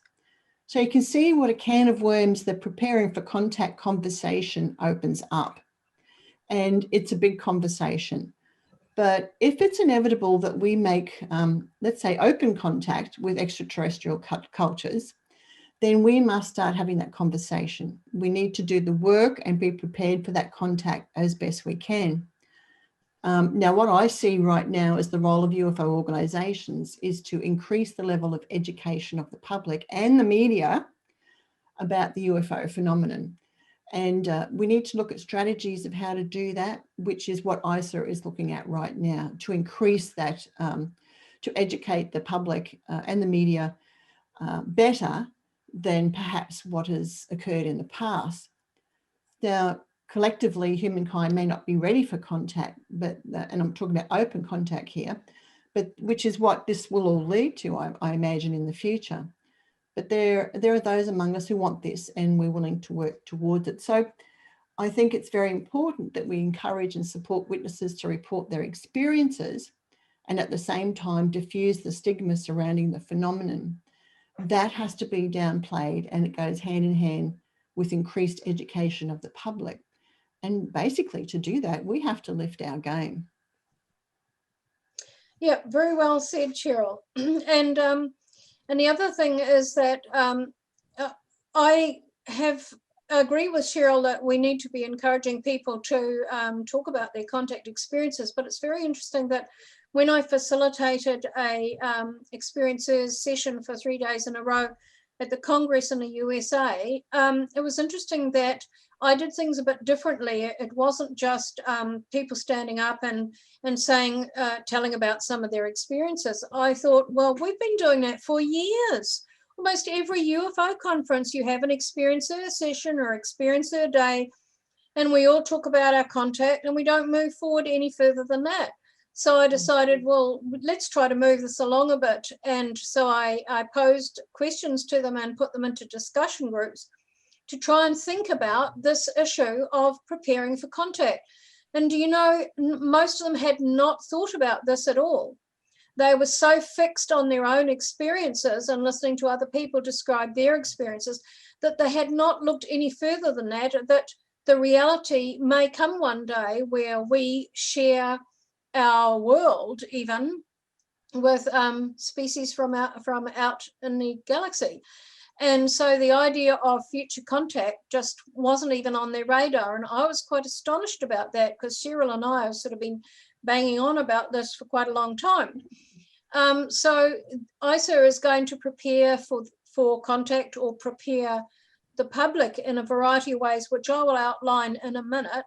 But first of all, Cheryl's going to explain to you, why is this just another UFO organization, or is this something unique? Yes. First of all, let me just say what ICER is not. It is not a UFO reporting centre. we are not receiving reports from the public, although I'm sure that that will trickle through. But the idea is that we gather the best evidential information that we can and make that freely available to the public and to academics and scientists and anyone who wants to work with us. Also, I'm guessing that you would have heard that statement by Margaret Mead that never doubt that a small group of thoughtful, committed citizens can change the world, and indeed it's the only thing that ever has. So now we have an international group of 27 committed people, numbers are growing, working together towards that goal. It's never been done before. So we don't really know what we can actually achieve until we try. But Suzy's going to talk to you now about the mission and the values and the goals of ICER, so you can understand where we're headed. Yes, I'll have to use my notes for that. Discussion on this began a year ago. I think I joined ICER a little bit before Sheryl, and we set up with a temporary executive board to enable the setup, and we then set up the first working group, which I was on, and we met for nearly a year, ploughing through a great deal of information and coming up with long lists of suggestions, even for the name of ICER and the byline of ICER, everything right down to what was going to be our vision and our mission statement, etc. So I'm just going to read a few things to you. Our vision statement is: for planet Earth's harmony, living in conscious harmony with cosmic intelligences. So that takes us right forward into the future. That's our vision into the future that will happen, hopefully, for planet Earth one day. But as I said in my speech, living in conscious harmony with cosmic intelligences, first of all, we have to help the public learn about this subject. As Sheryl said, there's a huge stigma surrounding it, and there's a massive task ahead of ICER and other groups, and groups like U4 and UFORC and UFocus NZ, in helping to disintegrate that stigma. But it will come slowly, especially with what's trickling out of the States at the moment. The object of the group is to study and research data about extraterrestrial life in all its aspects and inform the public about its findings, organise and promote events and courses about this topic. So that covers quite a lot of ground. That's just the objective of the association or the coalition. But we're not saying we're the be-all and end-all. We're saying that we're going to gather and archive information that's eventually going to be available to the public, and that we will be putting a great deal of effort into programs in long-term plans that enable the public to understand the subject better, and that will be right throughout all spheres of education, etc. There's a huge amount of work ahead of ICER now, and as Sheryl said, everybody is very committed to the task. So ICER wants to position itself as a reference point for all things extraterrestrial. So as Sheryl said, we're not a sighting gathering group. We are a true research group. So we will be gathering information from a whole variety of sources that assist in organising these familiarisation programs for the public, but not only for the public, but for science and the media, as Sheryl said, and for all age groups, ranging from school children through to youth, young adults, and the rest of the public. And our other positioning is to be an international UAP researcher's voice. So in other words, to give voice to research into the subject. Often this is in various countries is put on the back burner, it's taboo, it's not to be talked about. And we have already found within ICER the cultural differences and the cultural difficulties that exist between our different countries, and everybody is cooperating and collaborating to work towards enabling those countries where there is not such a good reception to the subject to find ways to get around that and to motivate the representatives and assist them to be able to inform their public. So our proposed mission process is first familiarisation, so setting up these programs to familiarise people with the reality and with the future potential for contact. Lobbying, which will be governments, will be MODs, DODs, scientists, business, big business, corporations, all of that kind of thing, education systems, universities. So we'll be lobbying all of those groups and hopefully being able to, in the future, put education programs into some of those institutions. Our number one area will be research, of course, and much of that research will become available to the public. But there's also room for experiment. So we have some scientists on board at the moment, and I can't mention what they're up to, but I can intimate that they are developing systems and technology that will assist in tracking UFOs, for example, and being able to experiment and test some things to do with consciousness and to do with technology. And then relations, setting up relations and relationships, not only with groups around the world and governments and aiming to go to the United Nations, but also preparing for relations with extraterrestrial species.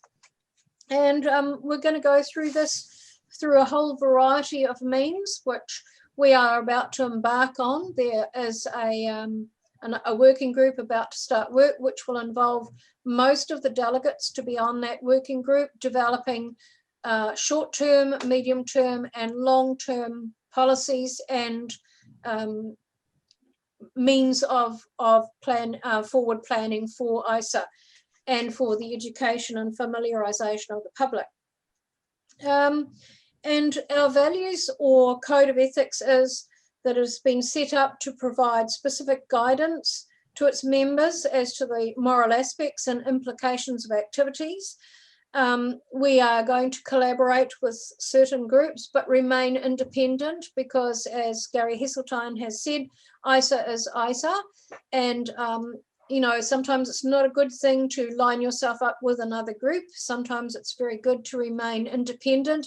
In that way, the public is more likely to view you as objective and a watchdog. We aim to show open-mindedness.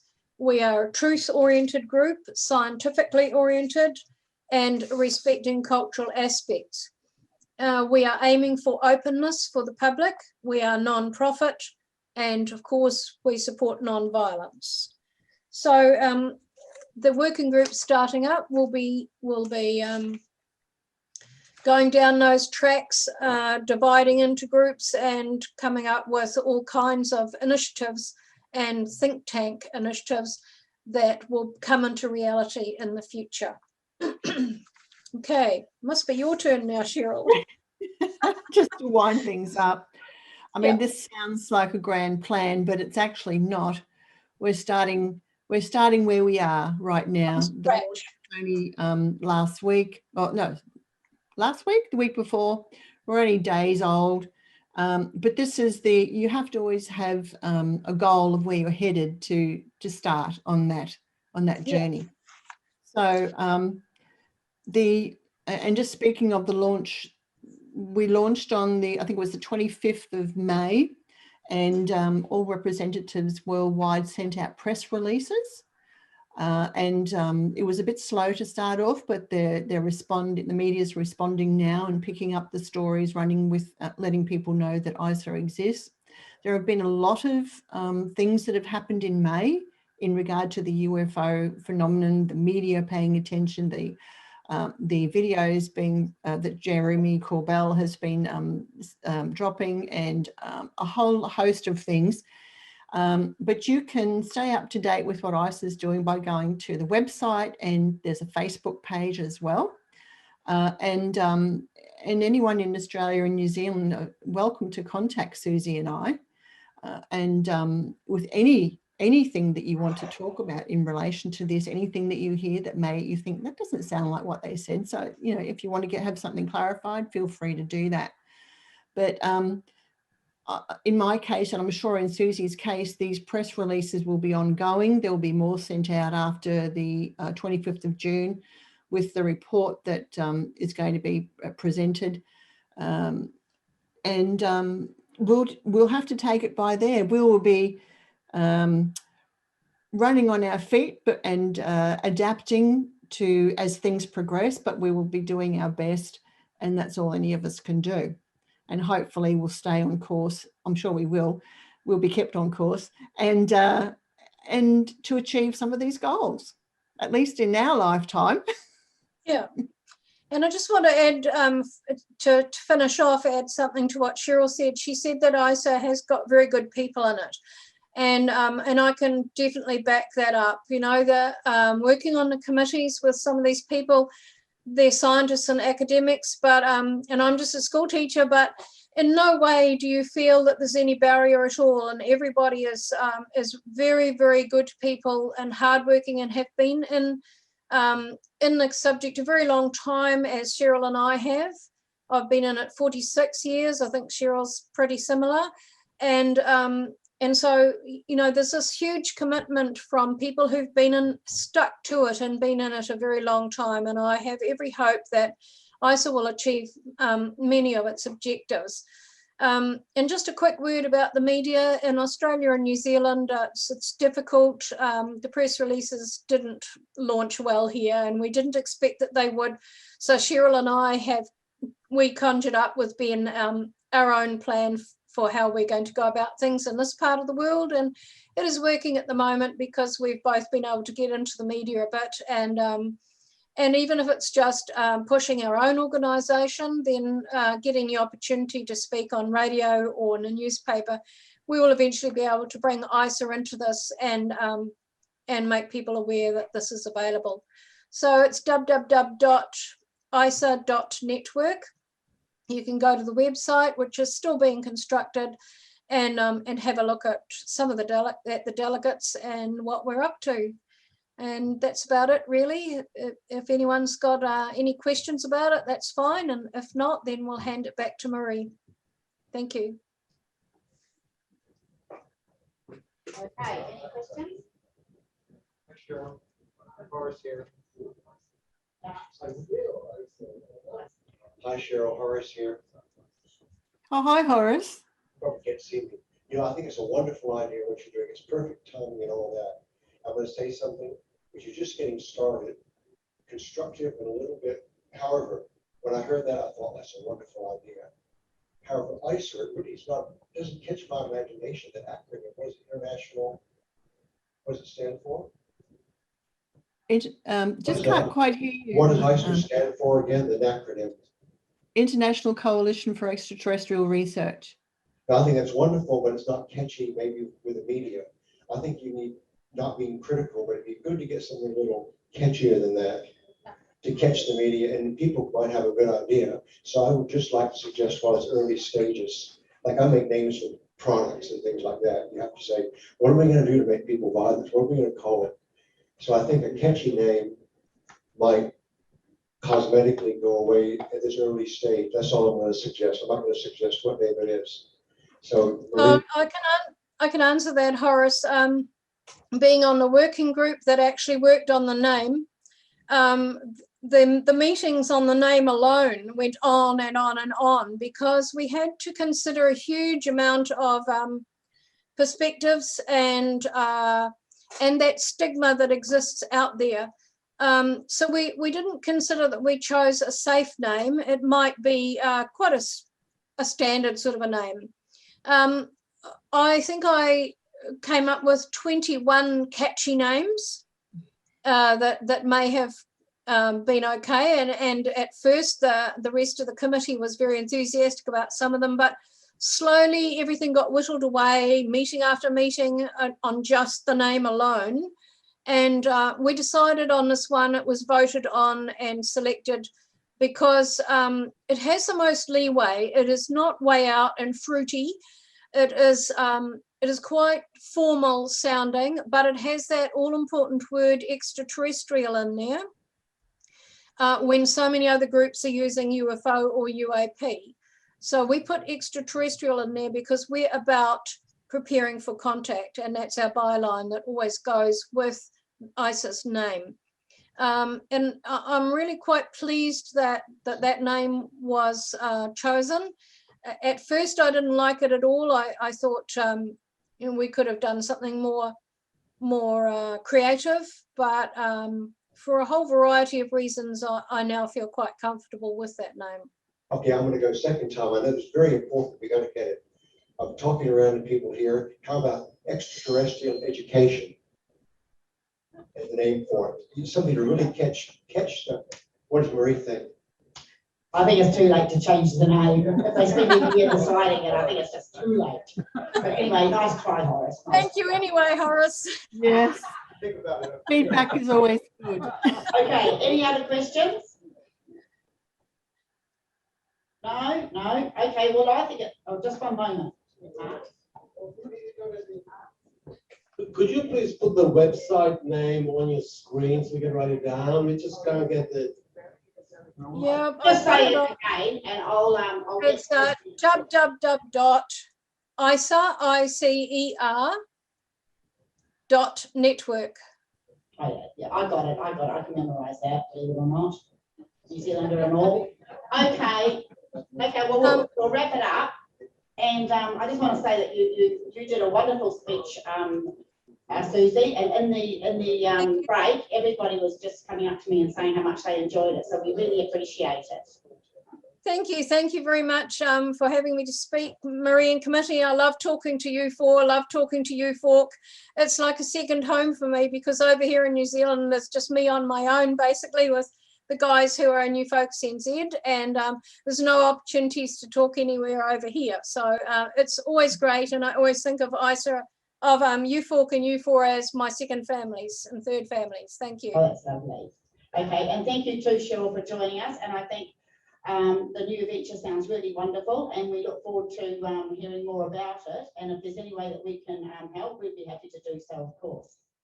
Thanks, Marie. Yeah. Okay. Bye, girls. Okay, bye.